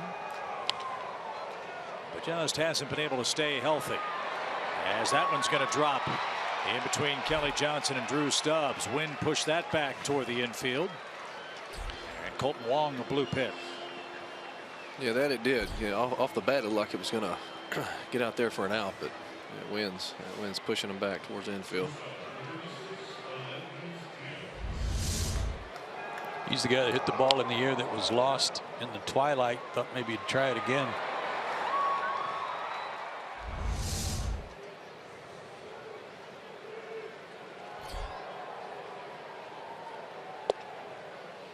And a strike to Aledmus Diaz. You talked about this guy earlier, Chip, about how they'd given him some money, 4-year deal, but they actually took him off the 40-man roster. They were so disappointed in his lack of progress. And then lo and behold, here he is. He's made some strides, made the adjustment to playing in this country. Double play ball, but Ibar kicks it. I got to tell you, we're 4 games in, and one thing Freddie Gonzalez keeps saying before the game when we meet with him is we have got to catch the ball, and the Braves are not doing that. And it is costing them dearly in these first 4 games. That is a routine double play ball, and Ibar just flat out missed it. Well, I think Tim would agree that no team looks worse than when they're playing poor defense. If you're not making plays defensively, you look a lot worse than you are. That's true. At this level, you expect the routine balls to be made, and especially in a situation like this, you're down 5-2. You have a pitcher out there who gets you a ground ball double play, and you just can't come up with the play for him. And it does. It looks tough out there, but you just hope that Ogando can put this play behind him and get him a good ground ball to try to pick his guys up and hopefully get another double play to get us back into this inning.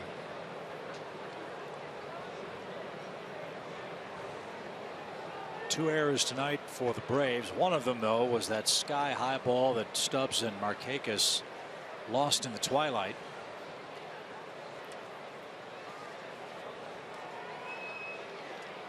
Well, another play that wasn't an error and shouldn't have been an error was the bad hop to Ibar that he had to throw off balance and pull Freddie off the bag that allowed a run to score with 2 out.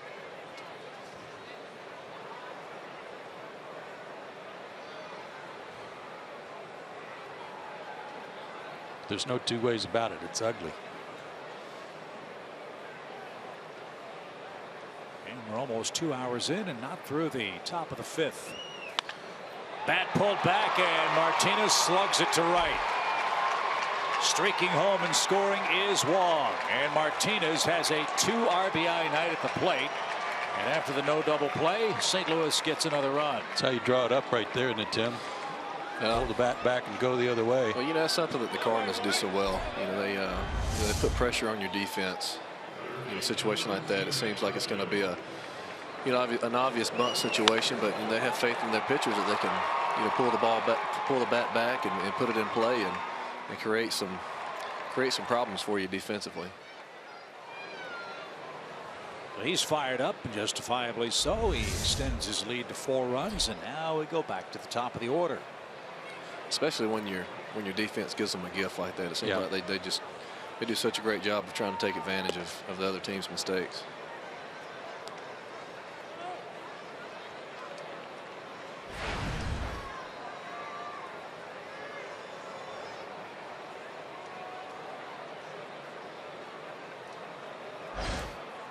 Carpenter had a big year for the Cardinals last year, hit 28 homers.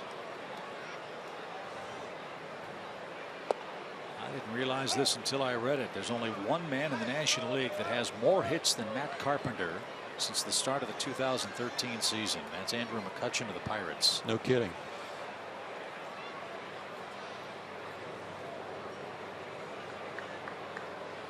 And we all know how great a player Andrew McCutchen is.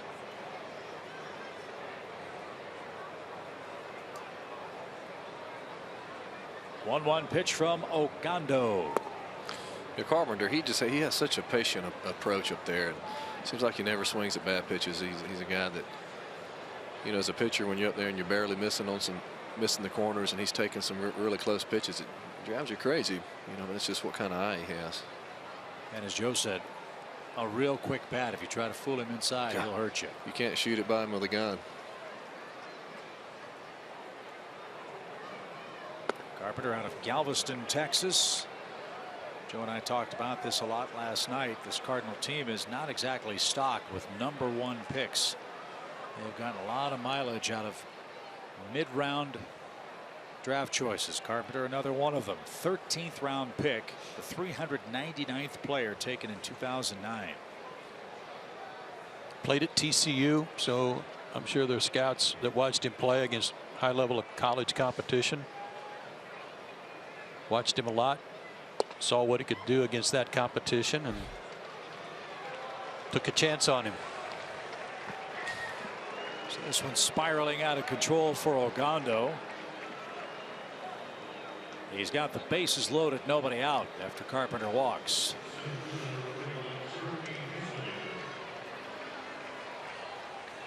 And here's Hazelbaker again.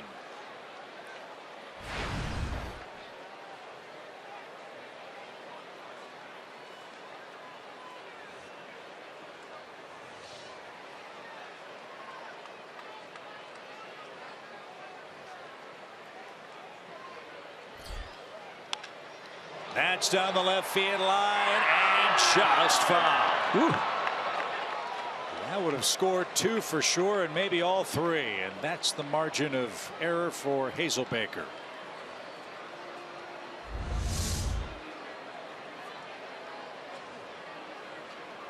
Just missed.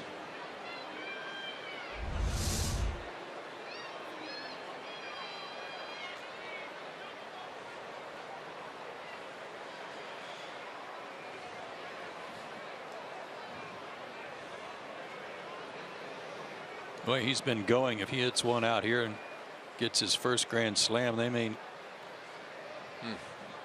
put a statue up at Ball State.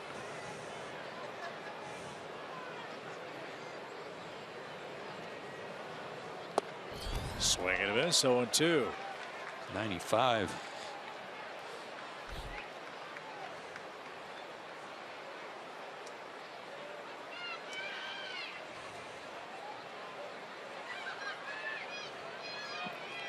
Need a pop up right here or strikeout.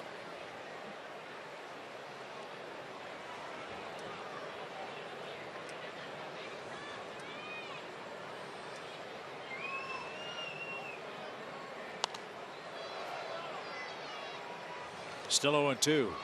And that would be a big out with a double play candidate on deck, even though you don't want to face Matt Holliday with the bases loaded. Yeah. You know, if you can get him to hit it on the ground, you got a chance to turn it. Yeah. I mean, triple play would be nice, right? Yeah, I'd take that.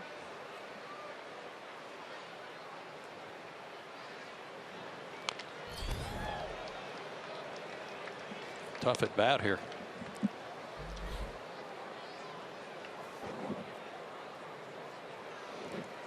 Alexi throws hard. This might be a good time to elevate one, see if he chase one up out of the zone.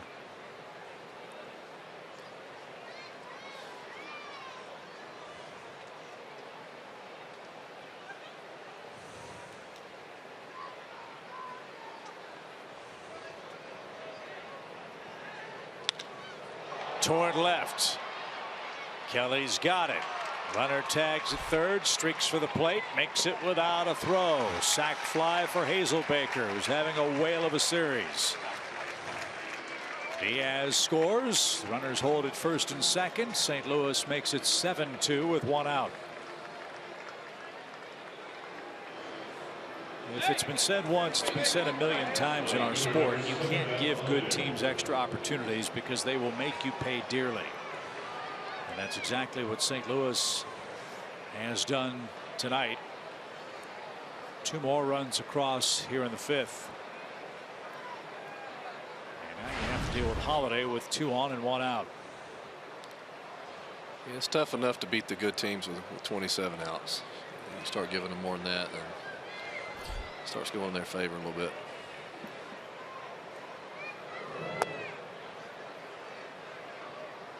And from a pitching standpoint, Tim, you make a good pitch. You feel like, all right, I got the ground ball. I'm going to have 2 outs here. And all of a sudden that doesn't happen. What's that emotional swing like? Well, I mean, you know, mentally it can, you know, it can be frustrating once in a while, especially if it's a time when you've been scuffling a little bit and you finally make a pitch to get out of a jam. Up the middle. Peterson backflip to eyeball. Throw to first. There's a nifty double play. 4-6-3 and out goes St. Louis, but they pick up a couple of more runs. Top of the order is coming up for Atlanta. 7-2 St. Louis Lou.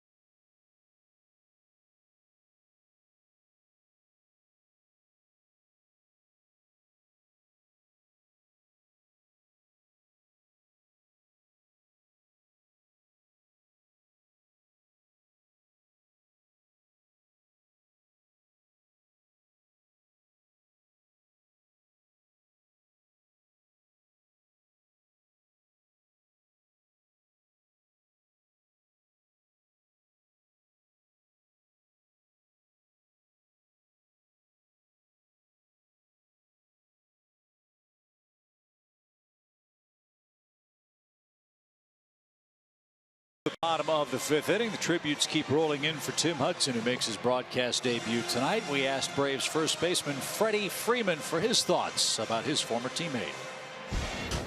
It's a little different from what I'm used to from Huddy, but you know he's a good talker, so I'm sure he's going to be just fine. But you know, I saw that press announcement from a couple of days ago, and it was like a big ordeal for 3 games. I think he's under contract for or something this year, but I think that was a little much. But you know, you expected that from Tim Hudson these days. Oh, Freddie. He said it with love. Yeah, I love his teeth. I like his new teeth. He's working with. Well, let's see if the Braves can get some of this stuff back. Markakis, Freeman, and Garcia coming up. Martinez has to get through the 5th inning with the lead to qualify for the win.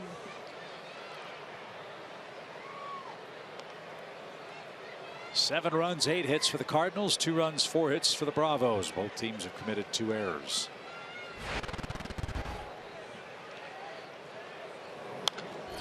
See if we can't get his pitch count up and Maybe get him out of here after this inning. Get in that bullpen and start putting up some crooked numbers. 78 pitches. The tally for Martinez to this point. We do not have a 1-2-3 inning to this point.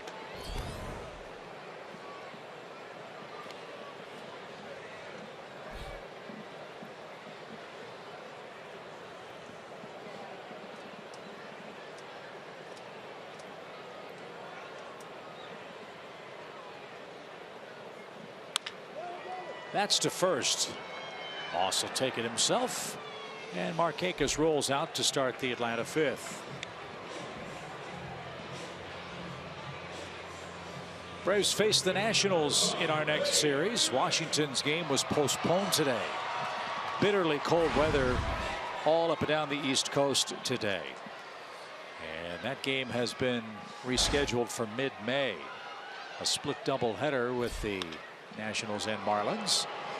As Freddie skies one toward Holiday in left and in foul ground. He makes a good running catch. You made the point, Joe. He's leaner and meaner in left. That probably saved him on that play. Cat-like quickness there. Never known for his glove work, but he had a good jump on that. Nice play. And here's Garcia 0 for 2.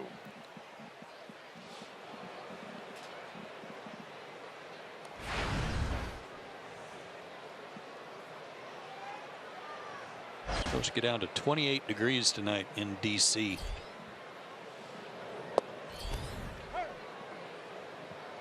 Yeah, it's not prime baseball weather. No. So bring your woolies on the road trip. Yeah, how about the game in Detroit? Yankees won today 8-4. They had to scrape snow and ice off the field to get it ready for play today. No kidding. Yeah. Makes you wonder about the schedule makers. Do they not think the weather will be freezing cold in early April in places like Detroit? Yeah, but you know what? You can't have all home games in the South, meaning you're going to be playing all on the road in October. Second half. To make up for it.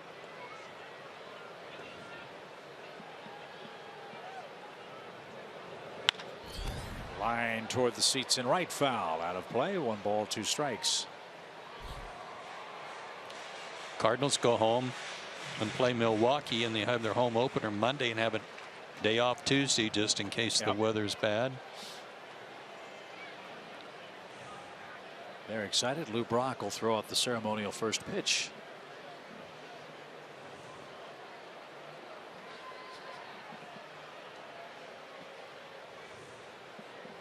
One ball, 2 strikes for Adonis. And poked foul. And out of play. Missing Mike Shannon make the trip to St. Louis. Mike's going to be doing the home portion of the Cardinals radio schedule this year. Mike, a great broadcaster, great Cardinal, beloved by the fans of the Redbirds. And we look forward to seeing him later this summer. As we do have our first 1-2-3 inning of the game. Martinez picks up strikeout number 5. We're off to the 6th.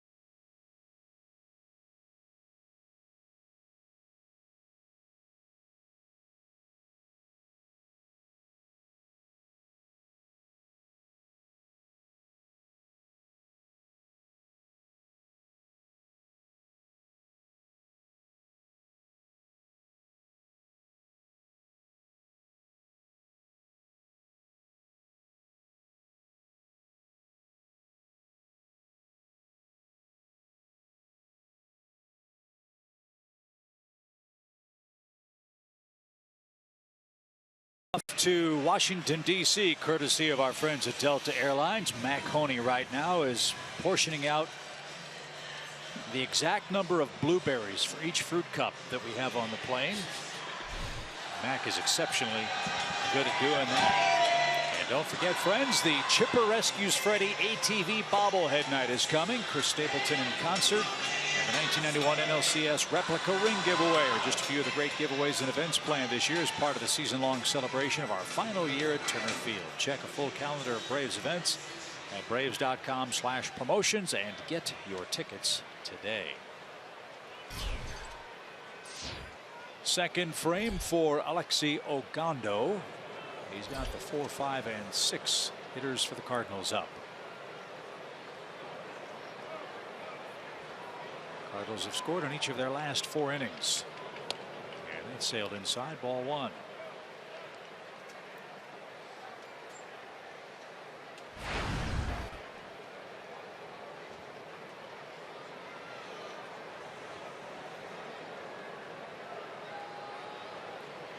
Moss has been around the block.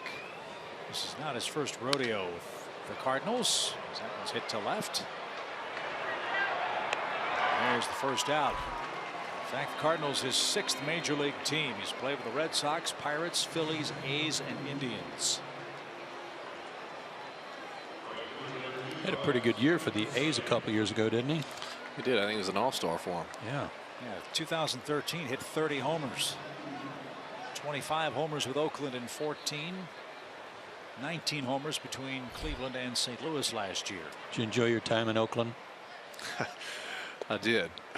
Actually, my first team, obviously. Yeah, man, you guys had a really good team too. We did. We had some success. Had a fun team. We were all young, excited to be in the big league, so it made for some exciting times.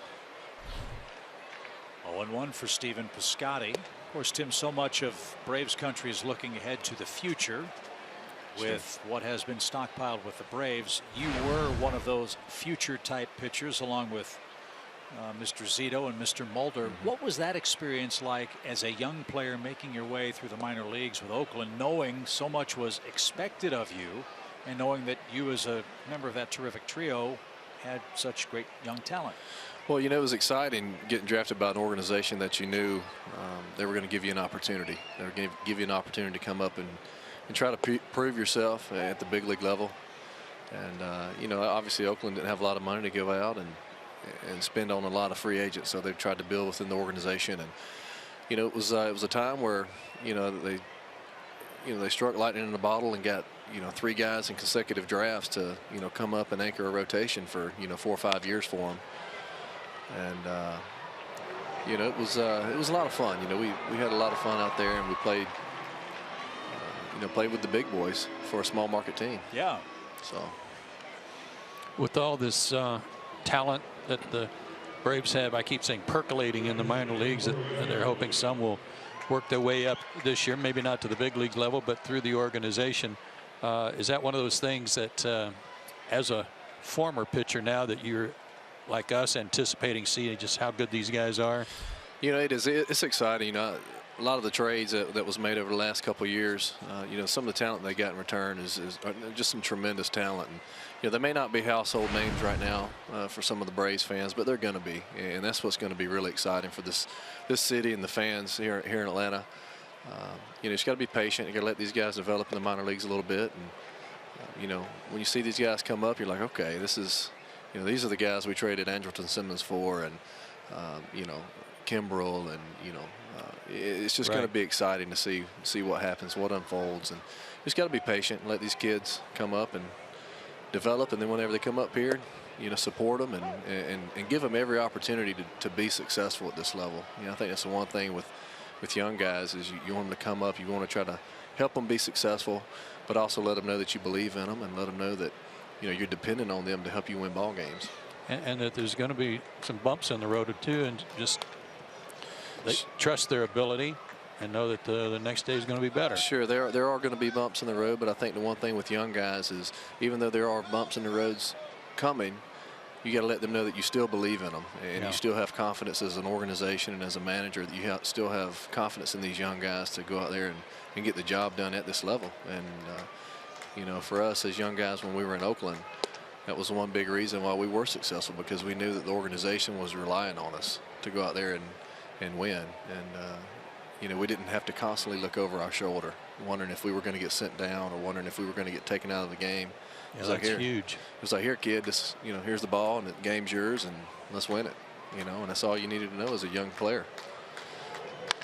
2-2 pitch, skied to right by Molina, and Ogando has a 1-2-3 inning. First of the night for the Braves defense.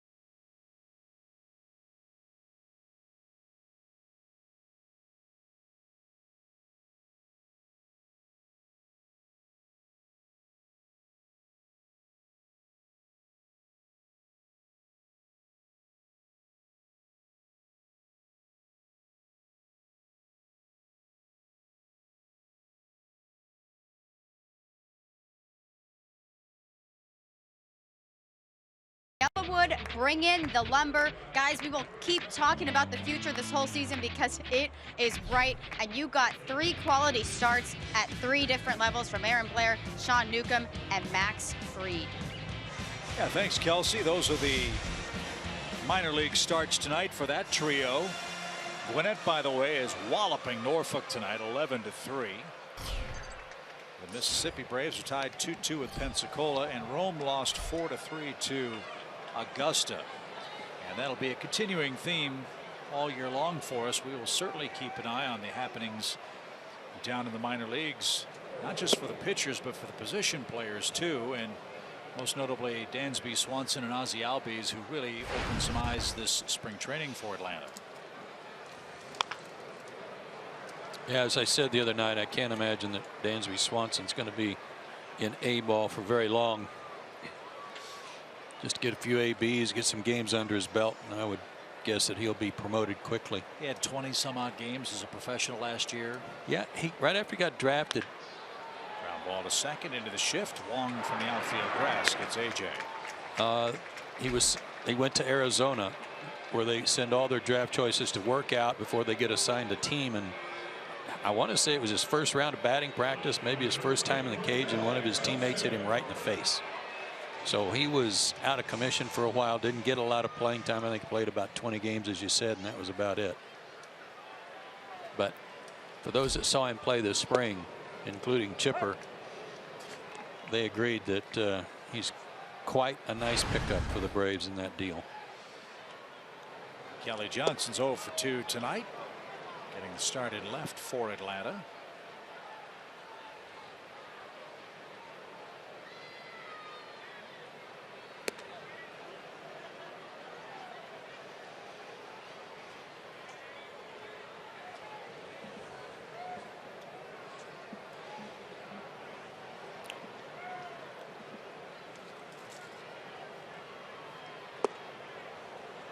You can see why the Cardinals like this guy so very much.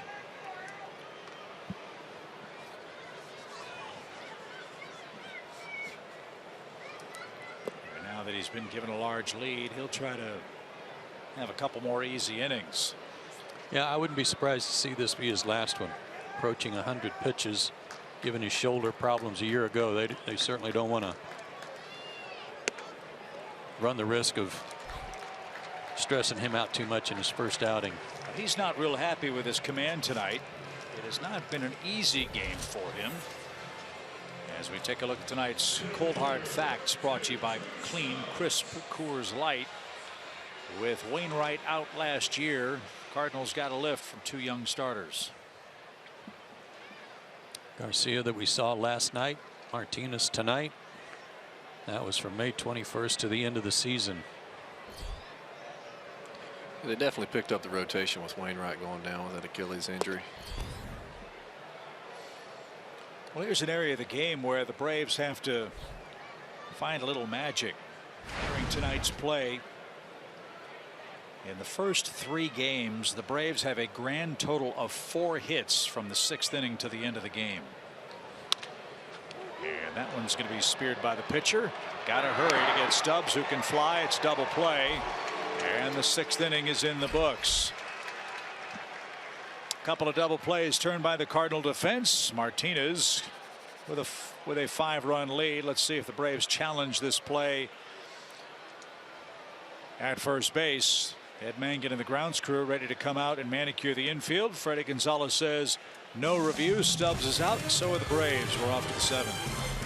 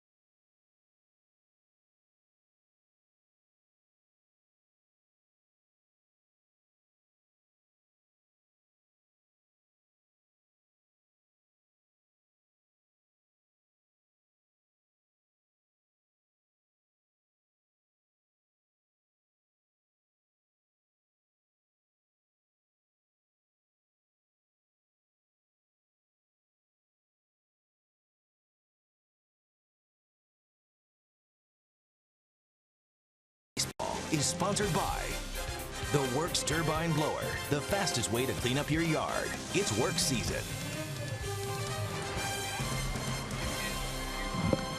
With Joe Simpson and former Brave star Tim Hudson. Chip Carey back at the ballpark. We head to the 7th inning. New pitcher on for Atlanta. It's Jose Ramirez. And he's got a big arm. Was out of options this spring. And he can really bring it. Command always a question. Let's see how he fares with Colton Wong, the Cardinals' 7th place hitter.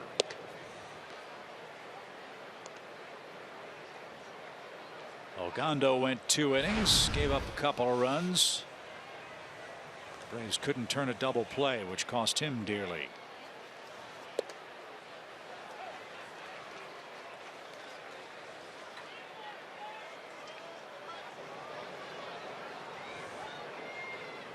Wong's been on the base paths 3 times tonight, 2 singles. He's scored a couple of runs.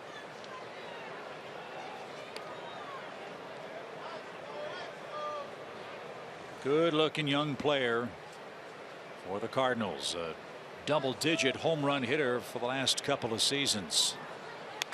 And he was a high draft pick. Yes. from Hawaii.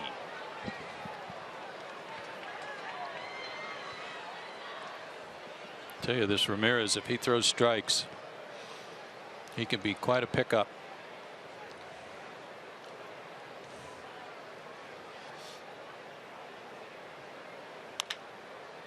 Up the middle, Jace Peterson. Couldn't get much on the throw. Wong with his good speed, legs out an infield hit, his third hit of the game. It's a tough play right there for the second baseman going to his right.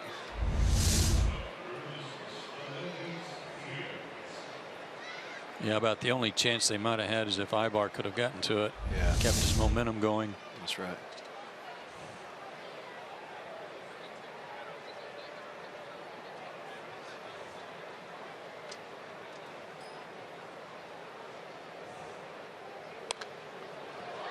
That's popped back toward us and just to our left and into the upper tank. Well, it looks like the Riders are working with the windows closed for the most part again today. No, Adrian Midgley caught it. Of course she did. The window was open, and she's the only one over there that has hands that are good enough to catch the ball. Yeah, she's the only one tough enough to Exactly. Right. Exactly deal with right. the elements. You know, all the Riders are over there behind the windows with their heaters. Well, as soon as the foul ball comes back their way, they're under their desk too. That's right. Yeah, Brad Hange nowhere to be found. Jonathan Kerber hiding behind the glass in his computer screen and a heater over there. Yeah. There's Adrian. There's Miss Adrian. She's the athlete of the Yes, she bunch. is. Yes, she is.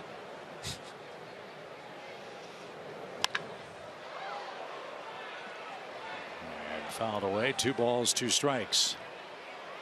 And then, of course, Brian Giffen, Grandma Giffen from the Braves radio network, their engineer and producer, knowing that we're talking with Adrian, walked over so he can get some face time on TV. Whatever it takes to get some airtime. Yep. Yeah. By the way, Brian is the voice of Kennesaw State football. So hopefully you got to see the face as that one's right back through the box. 2 on, nobody out. Cardinals doing it with a ton of singles tonight. All of their hits, with the exception of 1, are singles. And they have 10 hits in total. And here's Matt Adams. He will pinch hit for Martinez. Good call, Joe. That's the end of the line for the Cardinals starter on a very cold night.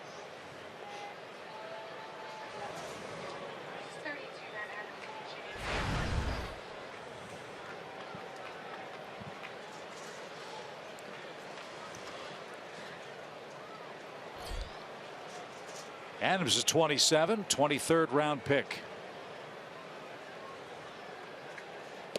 And had a big cut, didn't get it. Strike 1.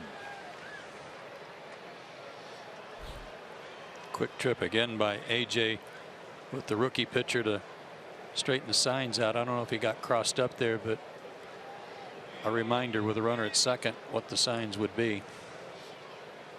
Tim, your career spanned a long time in the major leagues, and it seems like it has spanned a dramatic shift in how the game is played. Not from a sabermetric standpoint, but from a point that Joe made last night. There's not nearly as much power, it seems, in Major League Baseball now than there was when you started playing. Yeah. That's what would make guys like Adams so very valuable, huh? Yeah, you know, it was when I first came up, you know, every team would have 2 or 3 guys, you know, in the 40 home run category, maybe 1 in the 50. And you know, the game has shifted, obviously, you know, with the drug testing nowadays, and we keep getting a handle on that. I think the game has shifted more to the small ball, base hits, fast, you know, bunting, those sort of things. So it's you know, it's more of a traditional baseball style right now. It's not the gorilla ball back in the late 90s and early 2000s. So but you know, Matt Adams, he's a big strong guy. I mean, he can hit the ball out of any ballpark on any day. And Cardinals are banking on him staying healthy and in the lineup, something he couldn't do last year, Joe. My point last night, Tim, was that in the past, guys like Adams, who might be one-dimensional, just kind of a slugger type, DH type almost, they didn't get drafted very high. People might not like their bodies because they didn't look athletic. I think that's about to shift. Those kind of guys are going to come at a premium now, and they're going to start getting drafted higher because of the lack of that type of player at this level. There is, it's the big strong. I mean, obviously he's a guy who's has that natural ability to come up and hit the ball out of the ballpark. I don't know what his work ethic is or how much time he spends in the weight room, but I bet you he's just naturally strong. I bet you he's been a guy that's always been able to hit the ball long ways, regardless of what level he's been at. High fly to right, just missed it. Yeah. Markakis with the catch. Wong will tag at second and move to third. It's funny how baseball comes full circle. I don't think if the magazine existed back in the day that Babe Ruth would have been on the cover of Muscle and Fitness. but his career turned out okay, didn't it? He did all right. So Adams with a productive out, chases Wong to third base, and we go back to the top, and Matt Carpenter first and third for the Cardinals here in the 7th. It definitely is shifting more towards traditional style of baseball players, fast, athletic. So it's it's exciting style. Yeah, I like it. I mean, I'm enjoying watching it. A premium on speed. And that creates a whole other set of problems for you guys on the mound, huh? It does. It does. Obviously when I came from the American League over to the National League, it was a different style of baseball. I came from a league where you could cruise for 3 or 4 innings and all of a sudden give up a 6-run inning just because the lineups were just so explosive for long balls. Whereas when I came over here to Atlanta, I would feel like I had a pretty good game and give up 3 or 4 hits, maybe 5 hits, but give up 2 or 3 runs because teams were manufacturing runs a lot more. They were, you have a leadoff walk, they're going to hit and run or bunt them over the second. Next thing you know, ground ball, through the infield, scores a run. So, whereas over in the American League, 1 through 9, they're trying to knock the fences down. They were trying to hit the ball out of the park. And those bigger swings would play into my hand a little better because, I wanted guys trying to, have big swings off of me and take me deep because I felt like my sinker and split and just changing the speeds, I'd have a better chance of getting them out. But a young kid who's, has bat control and wants to put the ball in play, those were the guys that gave me a little bit of trouble. 1 ball, 1 strike for Matt Carpenter. St. Louis led 2-0 in the second. They have led ever since. And over here, I'm sure very well, big advantage is you have the 8th and 9th place hitter over here. 9th place hitter most of the time in our league is the pitcher, so that's almost a free out. It is a free out most of the time, but a lot of times it's a productive out. Whether they're bunting the balls, bunting the ball and getting the run, getting the runners in the scoring position, or a squeeze play here or there. If you go to the American League, you have a number 9 hole hitter who may be sitting on 20 homers. He's going to try to drive the ball. In a situation where there might be first and second, 1 out, you have the 9 hole hitter up there. Instead of him bunting guys over to get in scoring position, he's swinging away, and next thing you know, he's hitting you into a double play, getting you out of an inning, getting you out of a jam. Whereas over here, the pitcher's going to get him over, and you got leadoff hitter coming up to bloop a base hit or get a base hit through the hole, and you're scoring 2 runs. Or like tonight, Martinez with 2 RBIs. Your boy Bumgarner with a home run today off Kershaw. See, we don't need a DH. No, right? I'll tell you what, pitchers that are able to handle the bat is such an advantage for that team. Whether it's bunting, hitting and running, just having productive outs for a National League pitcher is something that's just such an advantage. And you look at some of the teams that are having success in this league nowadays, they're going to have a staff that can handle the bat pretty well. What was harder for you, being an outfielder pitcher at Auburn and going to the American League where you didn't hit, or coming from the American League to the National League where you had to, for lack of a better way of putting it, relearn all those skills? Definitely the latter of the two. I think coming from the American League back to Atlanta, Everybody, when I was at Auburn, they were like, man, Huddy's coming back to the National League. We get to watch him hit. And I was like, well, you got to remember, I'm 6 years. I haven't hit in 6 years, and I'm using a wood bat now. So it's not like and it's big league pitching. And it's big league. Yeah, you have guys 94 on your hands. It's not real fun. And so it was. That was definitely more challenging for sure. Coming back over here. That's high. Runner at first takes off because it's ball 4. Carpenter is aboard again, and the Cardinals have him loaded again.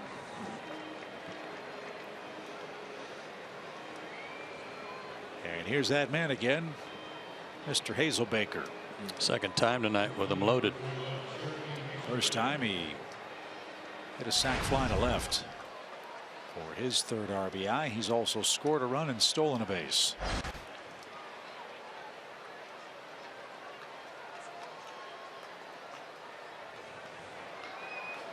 Hazelbaker hit 3 homers and knocked in 10 runs this spring. That opened up some eyes for the Cardinals. Ramirez, a ground ball perhaps away from getting out of this inning.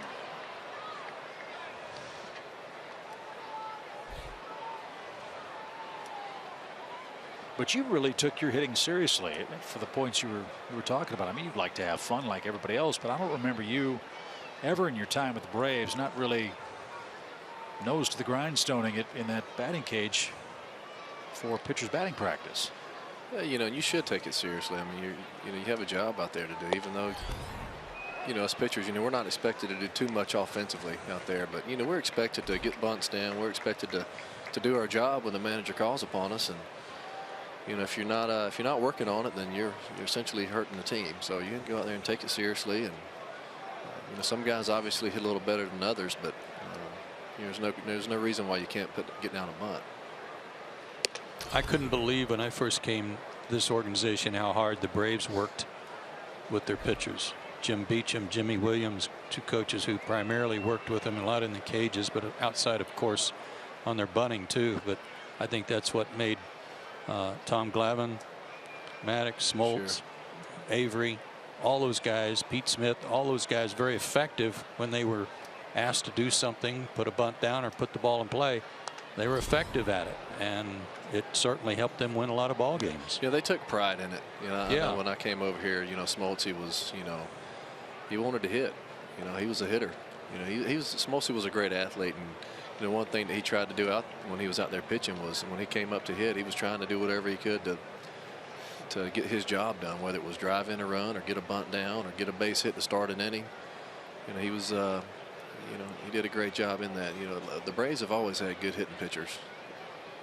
There's no question about it. That one pops away from A.J. Runners move up. Another run is in on a ball in the dirt. Wong has scored his 3rd run tonight. 3rd wild pitch of the night for the Braves. I mean, A.J.'s riding a bucking bronco back there tonight. That one got the shin guard. He was trying to take it off the chest protector, but it got the shin guard instead. Old fella's going to need some Advil and some ice. Whew. Yeah. So it's 8-2 St. Louis. Cardinals scored 7 runs in their series with the Pirates. They have 8 tonight. And the infield comes in, and Hazelbaker is not going easily, is he? He has seen a ton of pitches. Well, remember on that 0-2 sacrifice fly that he delivered in the 5th inning, he fouled off a ton of pitches. That was against Ogando. He's been grinding out the at-bats, having some quality ones. Ramirez heats him up upstairs at 95 miles an hour, and there's out number 2.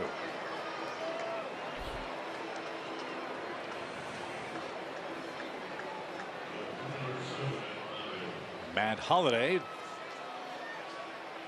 is 0 for 4. A rare 0 for Holliday in this ballpark, who's hitting an astounding .372 for his career at Turner Field.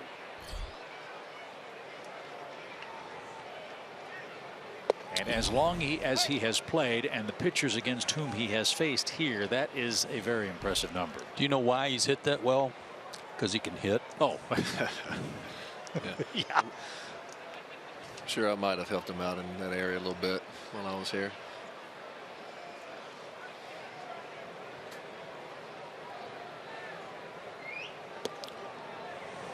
Talking about him being a little trimmer, though, you know, at his age, what'd you say, 36? 36, yep. 36 now. Leg injuries that plagued him last year. He missed a lot of time. You know, maybe that was his motivation. You know, I can't carry as much weight as I have in the past. I'm not getting any younger. I need to slim down a little bit and try to stay out of the training room. That's true. The older you get, the easier it is to put on the pounds. And you know, those aches and pains creep up on you a little more as you get on the wrong side of 30. High hopper, that's trouble. High bar charges, gloves, grabs, guns, got him by a quarter step. And Holiday's run of bad luck continues here in the St. Louis 7th inning. The Cardinals push across another run. Mike Matheny is going to make a double switch as the Braves come up after the stretch. 8-2 St. Louis in game 2.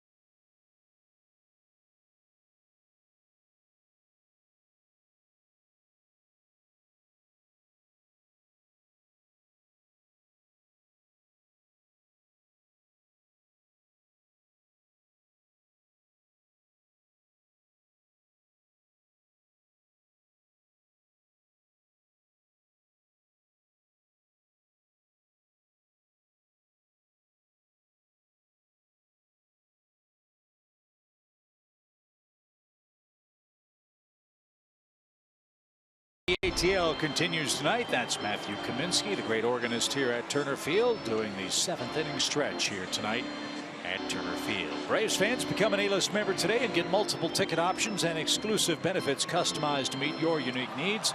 Call now to secure the best seats for the final year at Turner Field and the first season at SunTrust Park. Don't miss out on being an A-list member today. Go to Braves.com/A-list or call 404-577-9100.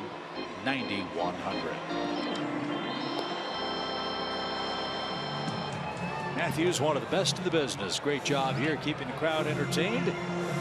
Hello, Matthew. It's 8-2 St. Louis. Couple of changes for the Cardinals now. New pitcher is Tyler Lyons.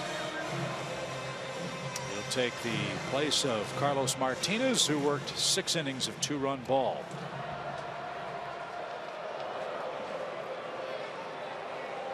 Good numbers last year, strikeout per inning.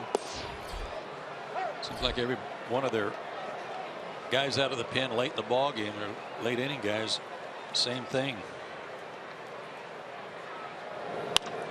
That one back up the middle. Nice play.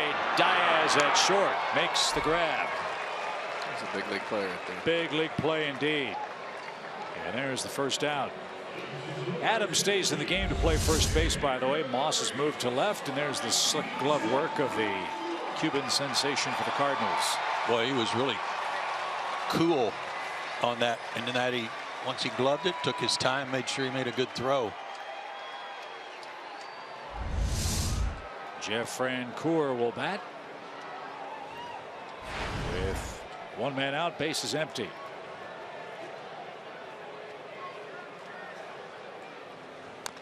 Wonder if we'll see Jeff in the lineup against Adam Wainwright tomorrow. Francoeur with his 3rd at bat.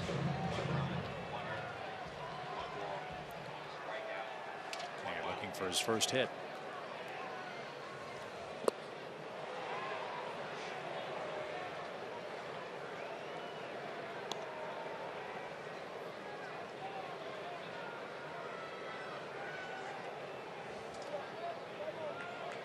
Jeff had a terrific year with the Phillies last year.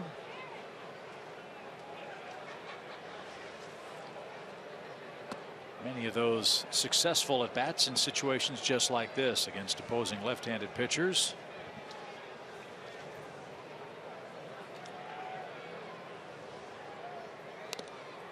Oh, that one got hurt. Took a bite out of Molina. I'll tell you, it's nice to see Frenchie back in a Braves uniform. Sure is. Oh, right biceps. Oh. That's what they got ice for. Spoken like a true pitcher. Yeah. 1 ball, 2 strikes. And Jeff laid off.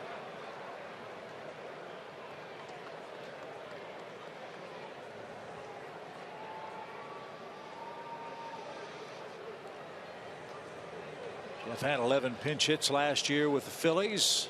Hit .367 off the bench. And it's not to be this time. The sweeping slider across the shoe tops takes care of Francoeur, and that's out number 2. Hope you'll stay tuned afterward. We'll recap all of tonight's action. Join skipper Freddie Gonzalez and join the clubhouse to hear from the players on Braves Live, presented by Xfinity. Jerome, Matt Diaz, holding forth in our ballpark studio right above the Braves bullpen. Braves Live presented by Xfinity after the game tonight. Game led by the Cardinals 8-2. 3rd inning's been good to the Braves last 2 nights. All 4 of their runs and all 5 of their hits in the game last night came in the 3rd inning. And tonight, both of their runs and 3 of their 4 hits came in the 3rd inning. They're going to have to start spreading it around a little bit. 4 hits from the 6th inning on all year for Atlanta, and none beginning with the 6th inning tonight. Ibar has a hit, a walk, and one of the 2 Braves runs, and he hits a high hopper to 3rd. Carpenter's got it. The toss across in plenty of time, and Lyons with a 1-2-3. Bottom of the 7th.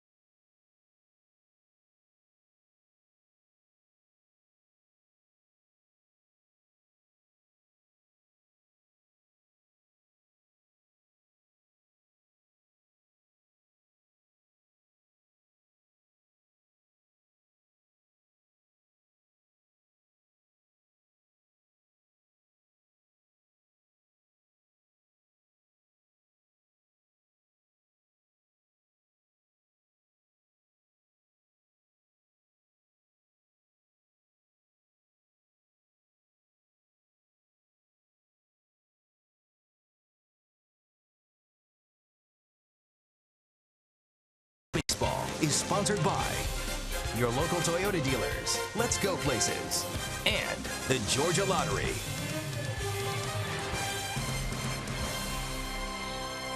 Well, praise the Lord. That's T.W. Lord, a Braves season ticket holder for 47 years. And he had the honors tonight of peeling back a number for the countdown to SunTrust Park. So, Mr. Lord, we thank you so much for your loyal fandom of the Atlanta Braves. Yeah, that's great. Nice that the team asked him to come do it.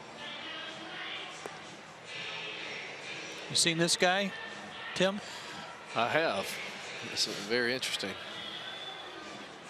John Gant, with his funky delivery, has made all kinds of news around the major leagues, something that players haven't seen before.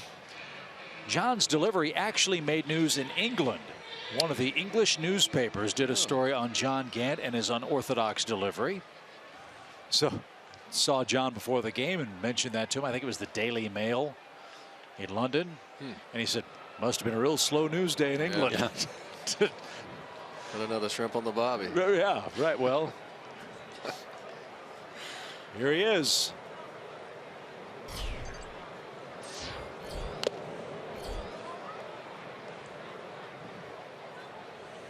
He's got a nice changeup. It got hit pretty hard last night when Garcia took him deep on it. But you had an outstanding split finger pitch, Tim. It's just that this guy's got it between his ring finger and middle finger. It's like a Vulcan grip. It's what he calls it. Yeah. Joe, should I lay it on him? Sure. You know, the key to getting that Vulcan pitch over, you have to hit your Spocks. Well played. It's 8-2 in the 8th. What do you want? Come on. I'm fully entertained.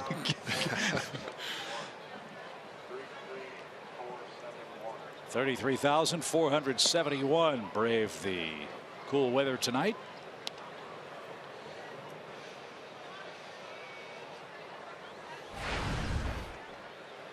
As Brandon Moss digs in here in the 8th inning. And he rips one into the right field corner. Moss will have an extra base hit. Markakis has to dig it out. And the Cardinals have their 11th hit.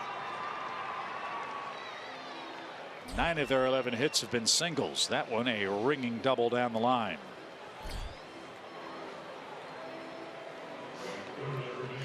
It wouldn't surprise me, with all the talk in the National League Central about the Pirates and the Cubs and the Cardinals, who lost John Lackey and Jason Hayward in the offseason, if they come into this season with a gigantic chip on their shoulders, if to say, you know what, we won the division last year with all those injuries, won 100 games, by the way. There aren't many experts who are picking Mike Matheny's club to repeat. I'm one of them. I know you love the Pirates. I do like the Pirates. The thing for the Cardinals, they've got to keep their pitchers healthy, got to keep their rotation healthy. They've already lost one guy in Lance Lynn. They can't afford any more. They've got a great bullpen. Love their bullpen.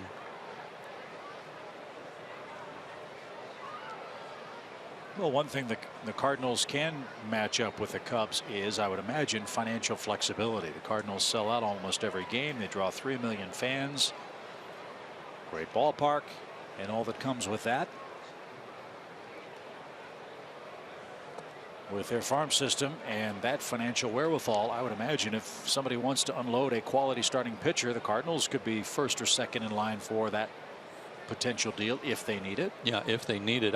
The thing about St. Louis's club, I'm not basing this 100% on what I've seen for the last 3 days, but Molina, Carpenter, and Holiday, they're 3 veteran guys, all on the left side. Everybody else, and I know Peralta will be back at some point, and that'll be like picking up a trade at the deadline. But everybody else is somewhat unproven, and even Colton Wong, he's only got 1 year under his belt. Everybody else, they need to play well. And that includes this guy, who was very good last year in a short sample size. I like him a lot, but it remains to be seen what he can do over the course of 162. Swing and a miss by Piscotty. That was a nasty pitch. And Gant has another strikeout.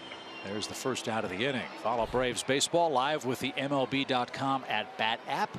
Stay up to the moment at any moment with Game Day. Live game video highlights, StatCast, news, and more. Download MLB.com at bat, the #1 app for live baseball on your phone and your tablet.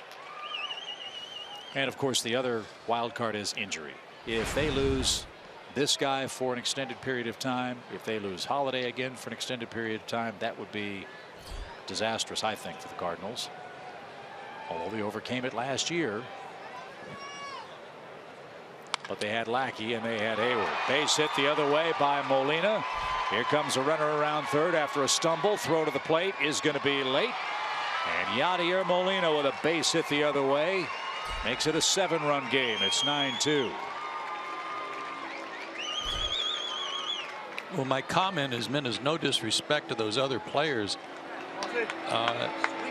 It's just that they've got to show what they've got. They got to show what they can do, rather. Well, I was going to say, the motto of the state of Missouri is show me. Yeah, that's right. Yeah, there's just not much of a track record to look back on with some of these guys, and it remains to be seen if they can do it over the long term.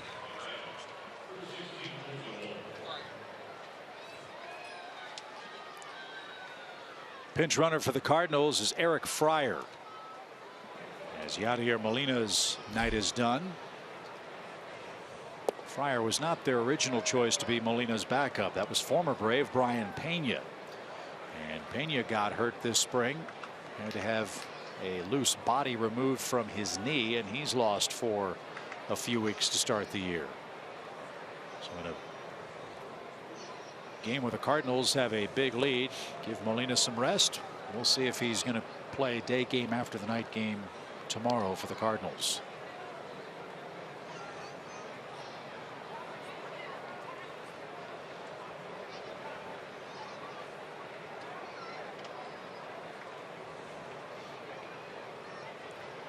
Big night for Colton Wong tonight. 3 hits, 3 runs.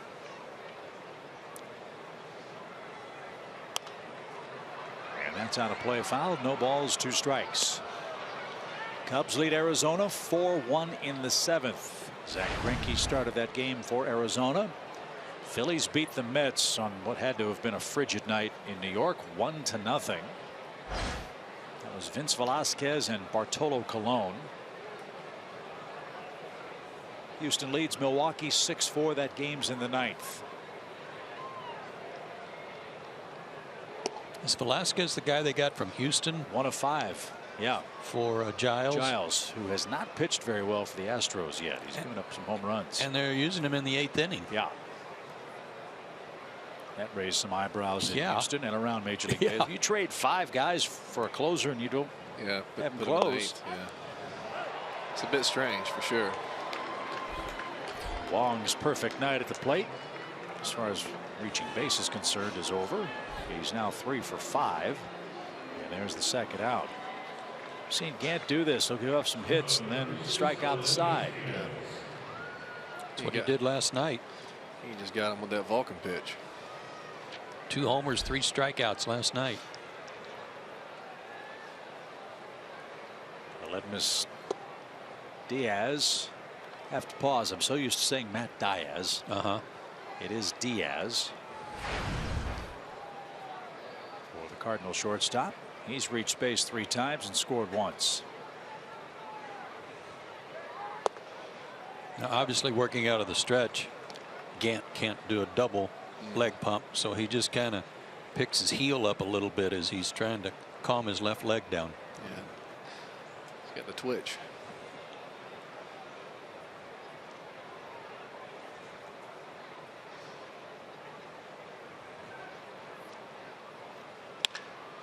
Headed for the gap in right center. That's going to roll for a while. Fryer around second. They're going to wave him. He's going to score. Diaz with a sliding triple. Boy, he's had a huge series. And the Cardinals have erupted in Atlanta. It's now a 10-2 game.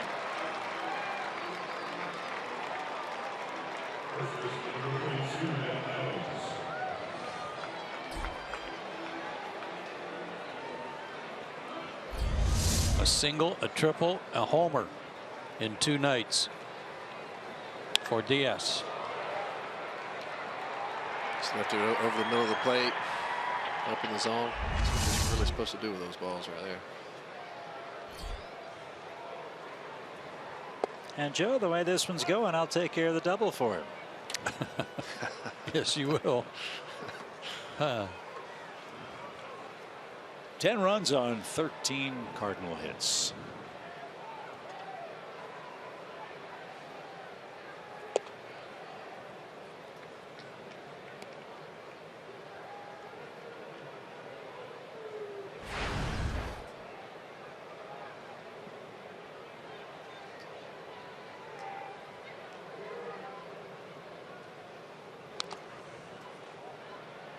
And got a piece of AJ at the plate.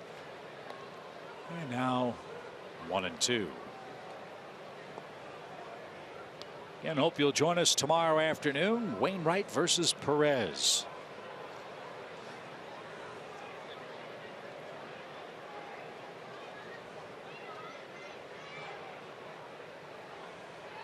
And a swing and a miss.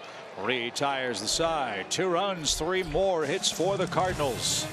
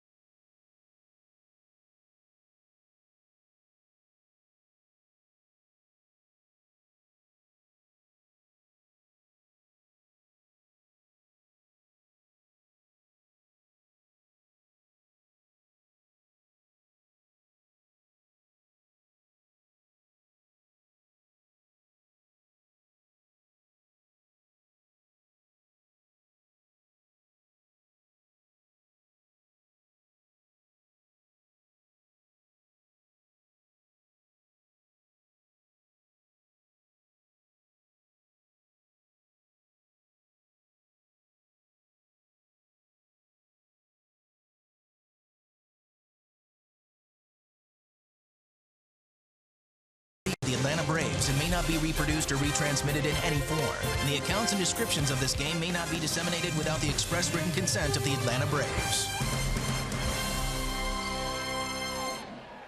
Nick Markakis leads off the 8th for the Braves, who have 4 hits. Nick has 1 of them. An RBI double in the Braves' 3rd inning. Fryer stays in the game. He's behind the plate for Molina. And Lyons works a 2nd inning for the Cardinals.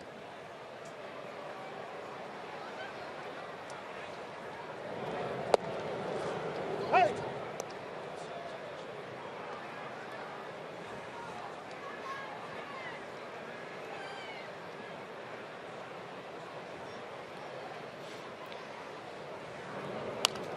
One of the change for the Cardinals, Greg Garcia's checked in at 3rd base.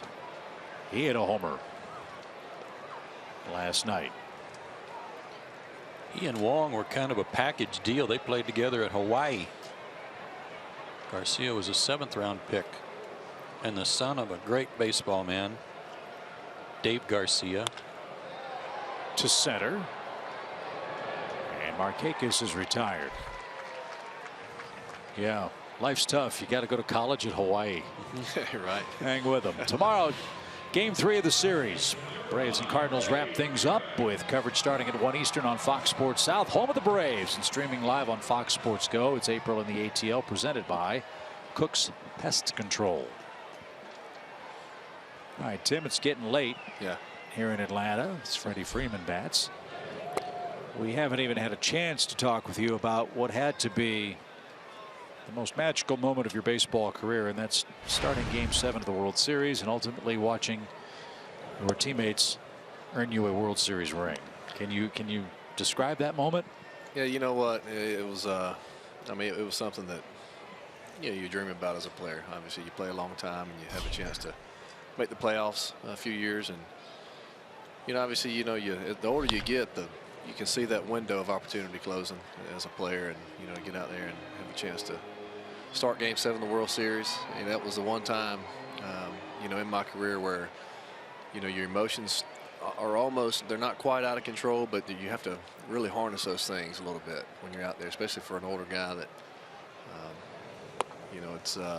it was exciting. You have the big fella, the big left-hander coming out of the bullpen, holding it down for us. And, I obviously didn't pitch as long as I would have liked to have in that game, but, coming into that game, I knew that,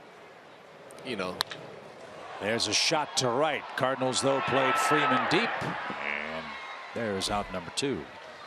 But, coming into the Game 7, obviously all hands on deck. And, when a starting pitcher gets in a jam, you got to come and get them out of it. And it became a cheerleader on the bench. And it was, it was something that, obviously the baseball gods were in line with me that season, and have an opportunity to go back out to San Francisco and, win that World Series was, it was something that, I could retire a happy man. Did you even feel your feet when you were walking down to take your bullpen before the start to get loose for the game? I mean, yeah, it was the only other time in my career where I felt, more nerves or as many nerves was my big league debut. That was the only thing that was very similar in the emotions that I was feeling. And I was out there during the first inning, just telling myself to slow down my breathing, calm down, relax, and you just let it happen. Well, it sure happened for you and the Giants. It's an even-numbered year. A lot of folks think the Giants will be back in the Fall Classic. We'll see if that happens. 10-2 after 8.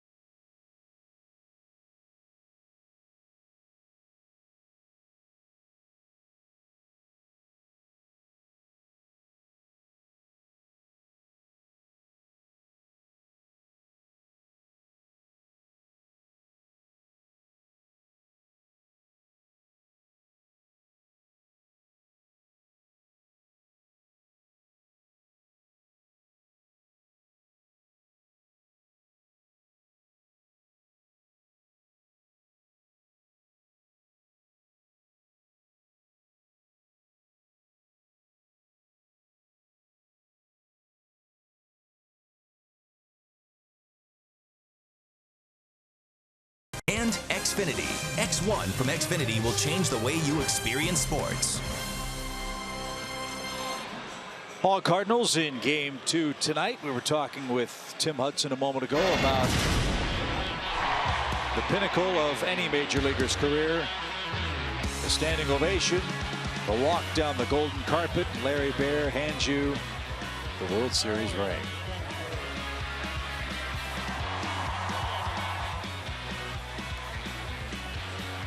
Where have you got that baby posted? I have it in my safe at home. Yeah.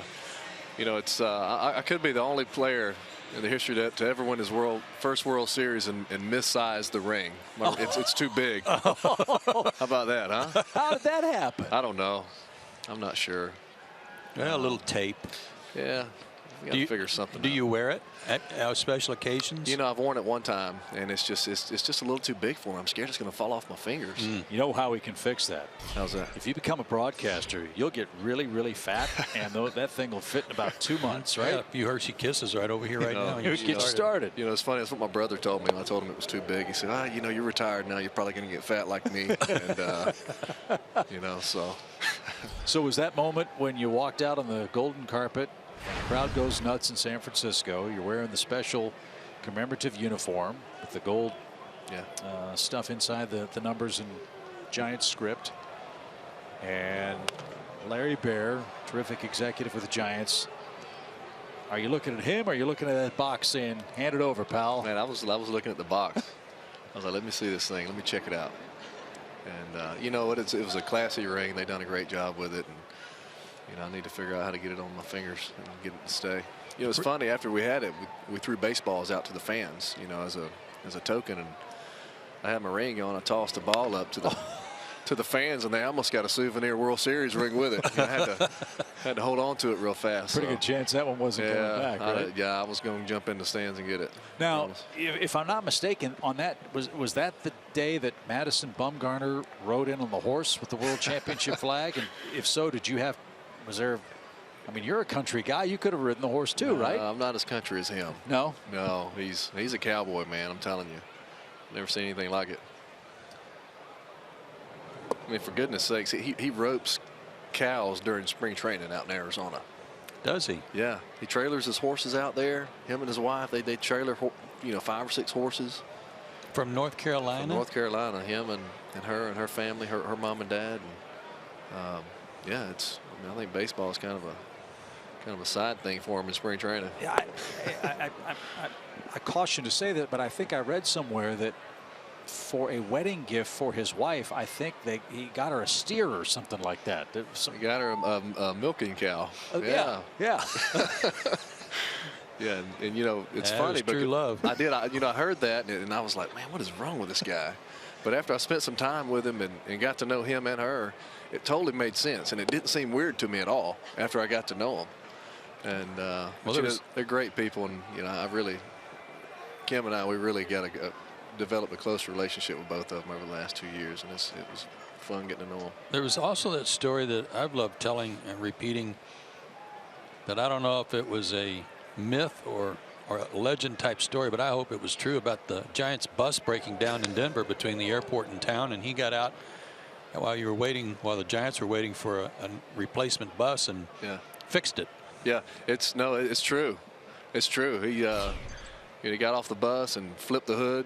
I'm not sure what he done under there, but you know, he did something that most country boys know how to do. I couldn't really tell you. I heard he said to the bus driver, yeah, try it.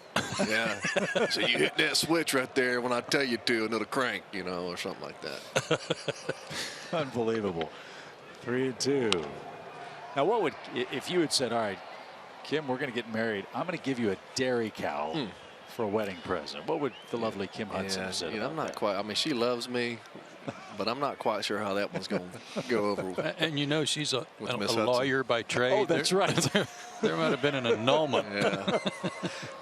Well, I know our fans, as happy as they are to hear from you tonight. How are Kim and the kids doing? We haven't even talked about They're doing great. They're doing great. I have the girls here with me with a couple of their friends, and Kim and Kate are at home watching us on TV. So I'd like to say hi to her and then my boy there, and it's but they're doing awesome, man. I'm coaching Cade's. Oh geez, there it is. Oh, that's right. That's a nice salute. The Giants on their final road trip. Yeah. Gave it the Tim Hudson look. I guess I wore the white polo a little too often during the season. It looks like it. I guess that was my costume. It's a pretty tight-knit group out there, isn't it?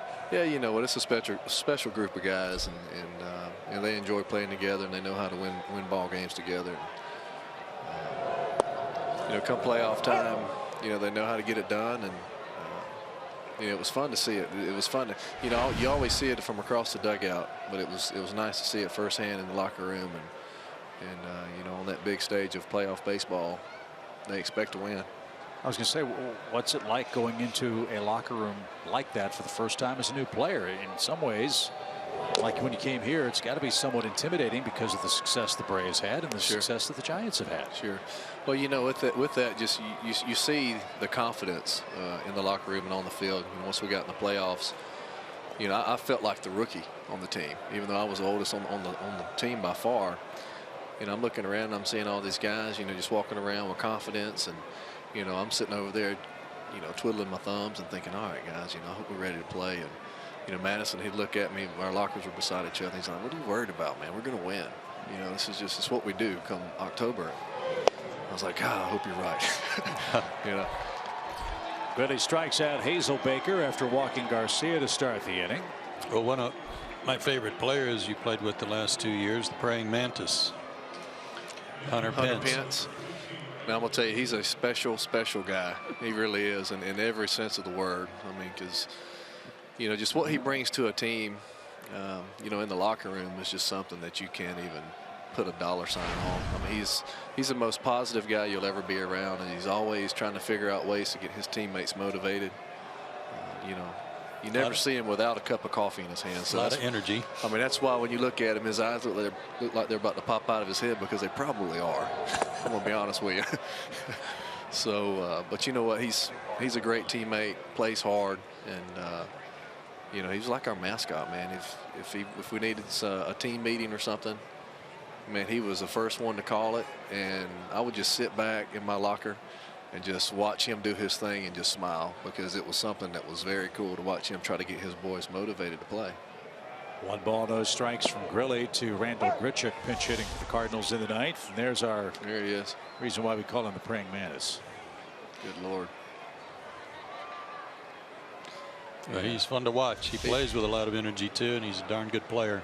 Yeah, he is that. Yeah, when he went out, that was really a crippling blow for the Giants last year, wasn't it? It was. You know, he just meant so much to our club, and we lost him for a significant amount of time last year. And, but you know what? To his credit, he was, even though he wasn't on the field helping us play and win, you know, he was in that locker room, he was in that dugout, still doing his thing. He even raised it a couple of notches just because he knew that, you know, he couldn't bring anything on the field to help us win, but he did all he could in the locker room and in the dugout. Well, the Giants have Pence back, they have Pagan back, and they have signed their entire infield to contract extensions.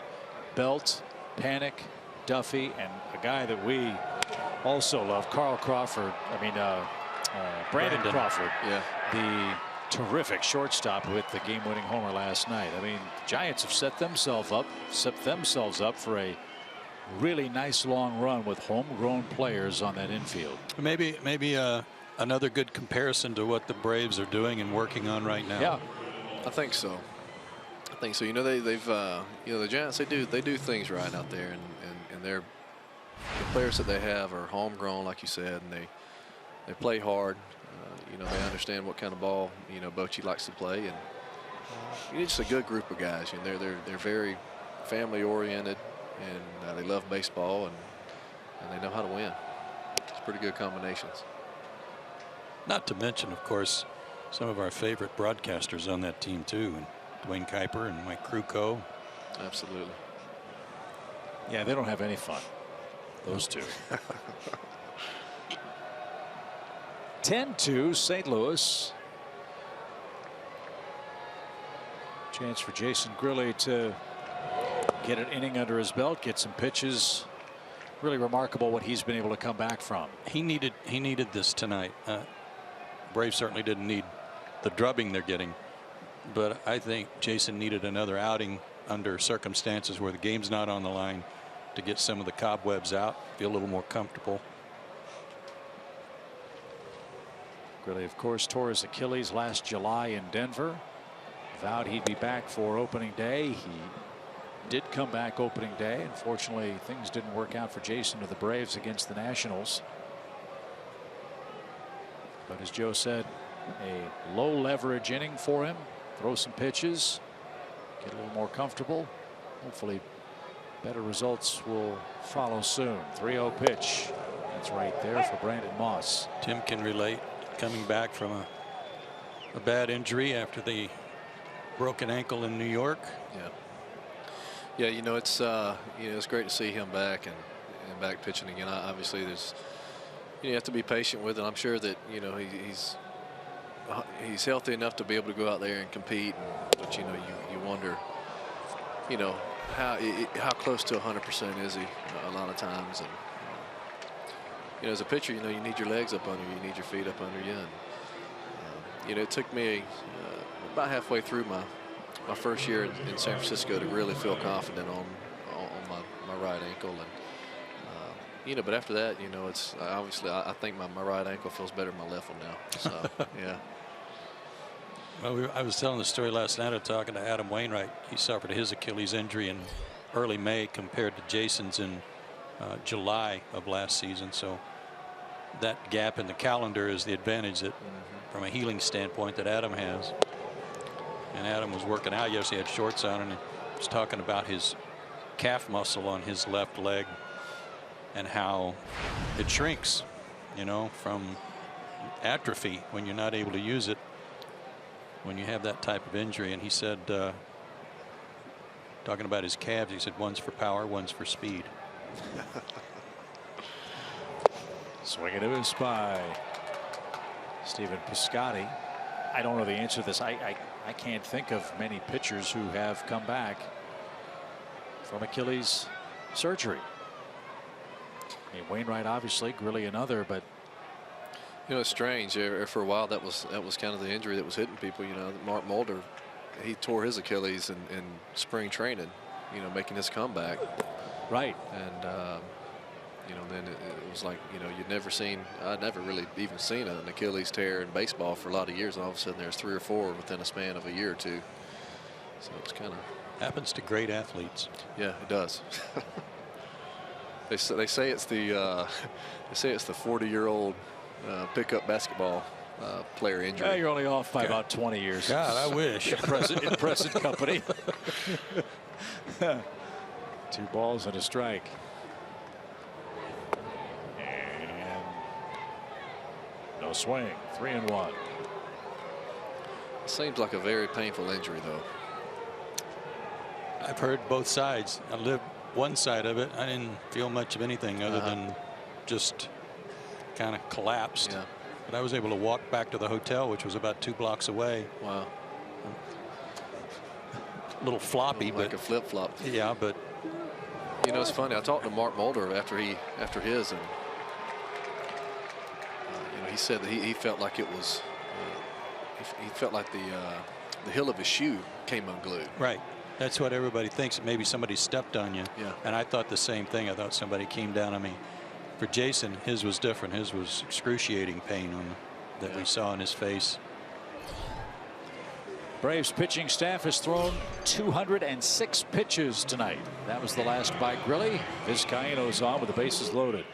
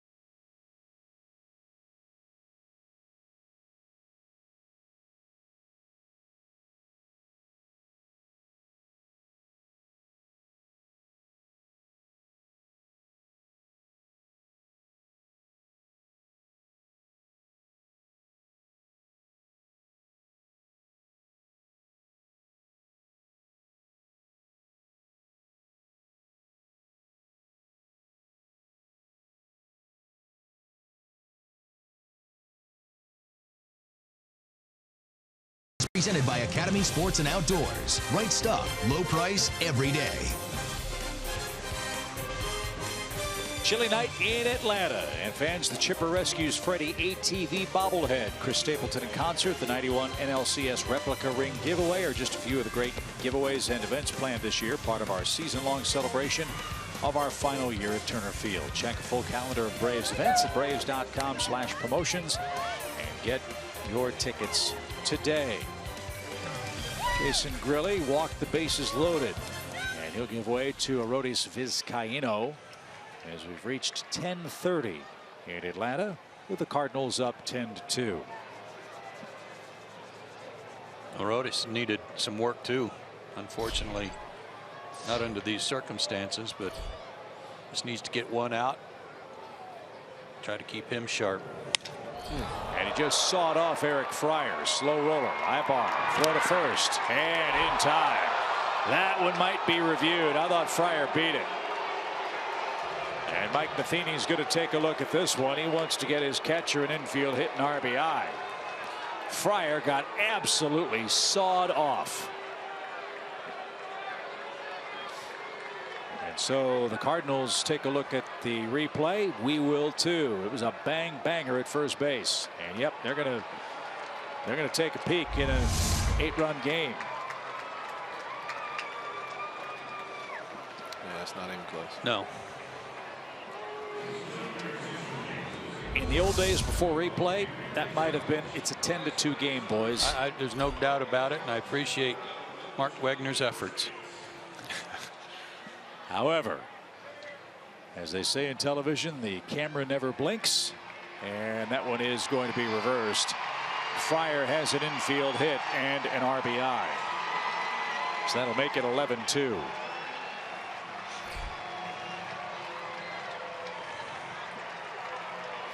Bet you didn't know it, but Fryer's favorite mascot was the San Diego Chicken. I was just thinking about Fryer and Cardinal.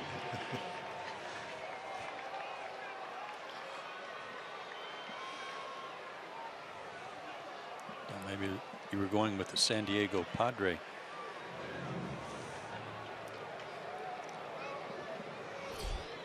So the bases remain loaded, 11-2. And Colton Wong skies one out of play. This was really the first game tonight where the Braves starting pitching wasn't up to snuff. We talked in our opening comments about how good Teheran, Norris, and Whistler had been in the first 3 games of the year, but it looked like Julio was very uncomfortable from the opening bell with 3 first-inning walks. A couple of long innings drove up his pitch count. He did not have a 1-2-3 frame and managed 4 innings tonight. And Garcia can't handle that hot shot at third base. It's 12-2. As the Braves commit their 3rd error of the game. Keep in mind that in the 3rd inning, the Cardinals got a 3rd run when that ball was mishandled out in the outfield. Stubbs didn't see it in the twilight. Nick did everything he could to try to catch it. That made it 3-0. Bottom of the 3rd, Braves got 2 runs. It's 3-2. Need a shutdown inning. Julio didn't have his good stuff tonight. He went out in the top of the 4th, gave up back-to-back singles. They got 2 more runs, and that was pretty much it. Yeah, then when Ogando came on in the 5th, Taylor made double play ball, was botched. That led to a 2-run inning. And now Garcia with a muff at third base. And the Cardinals have a 10-run lead. They're not done yet. Aledmus Diaz is the hitter. He has singled and tripled tonight. He hit a home run last night. And a bouncing ball right at the third base bag will mercifully end the top of the 9th inning. Cardinals get 3 walks, 2 runs, and an Atlanta error. Last call for the Braves.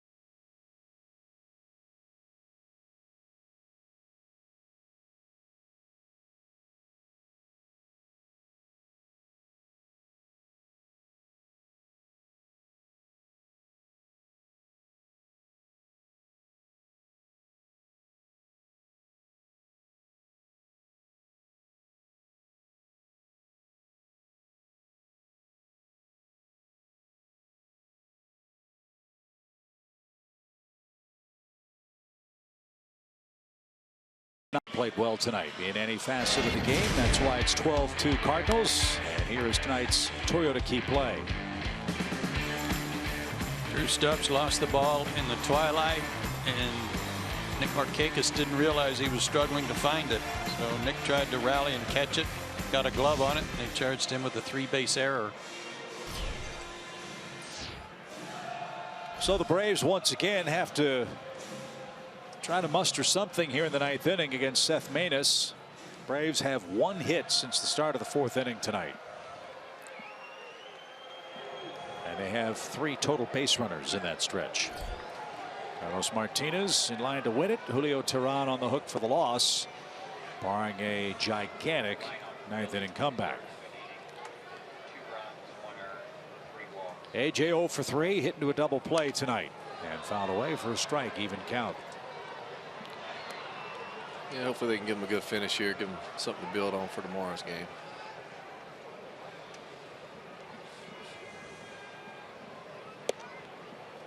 Yeah, Williams Perez first start of the season.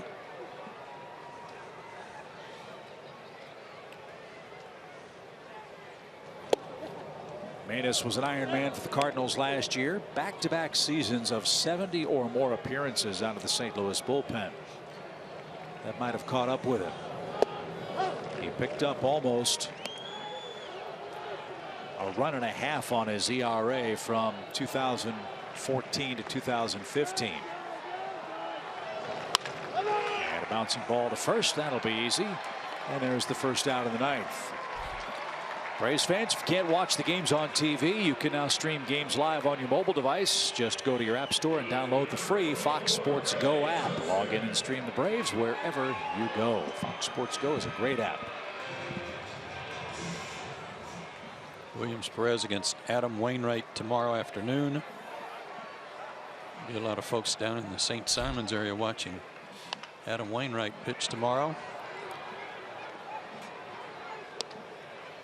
And a former Braves draft choice.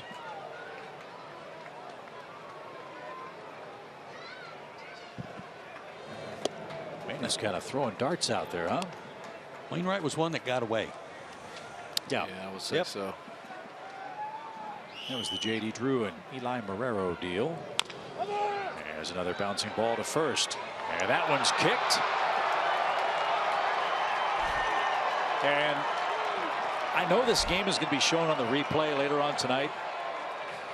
If folks are watching on the satellite on the West Coast, you might want to blindfold your kids if this game is on, because both clubs have not had exactly the greatest night. 3 errors apiece between the teams, and a couple of plays that could have added to that. I know Cade's at home. Hopefully Kim already put him to bed, and I'm not sure. I think he's up. Do they have a game tomorrow? No, they don't. You know, I think we just. I was hoping that I'd bring us a little better luck tonight. This isn't exactly how I drew up my first gig up here. Will you come back? You may not want me back after this game. This is the kind of. Oh yeah, we do. This is the kind of stuff I'm bringing up here. Yeah, we do. 1 ball, 1 strike for Drew Stubbs. Drew's 0 for 3 tonight. And now 1 and 2. Royals won tonight, beat Minnesota 7-0. I wonder if Chris Medlin started that game.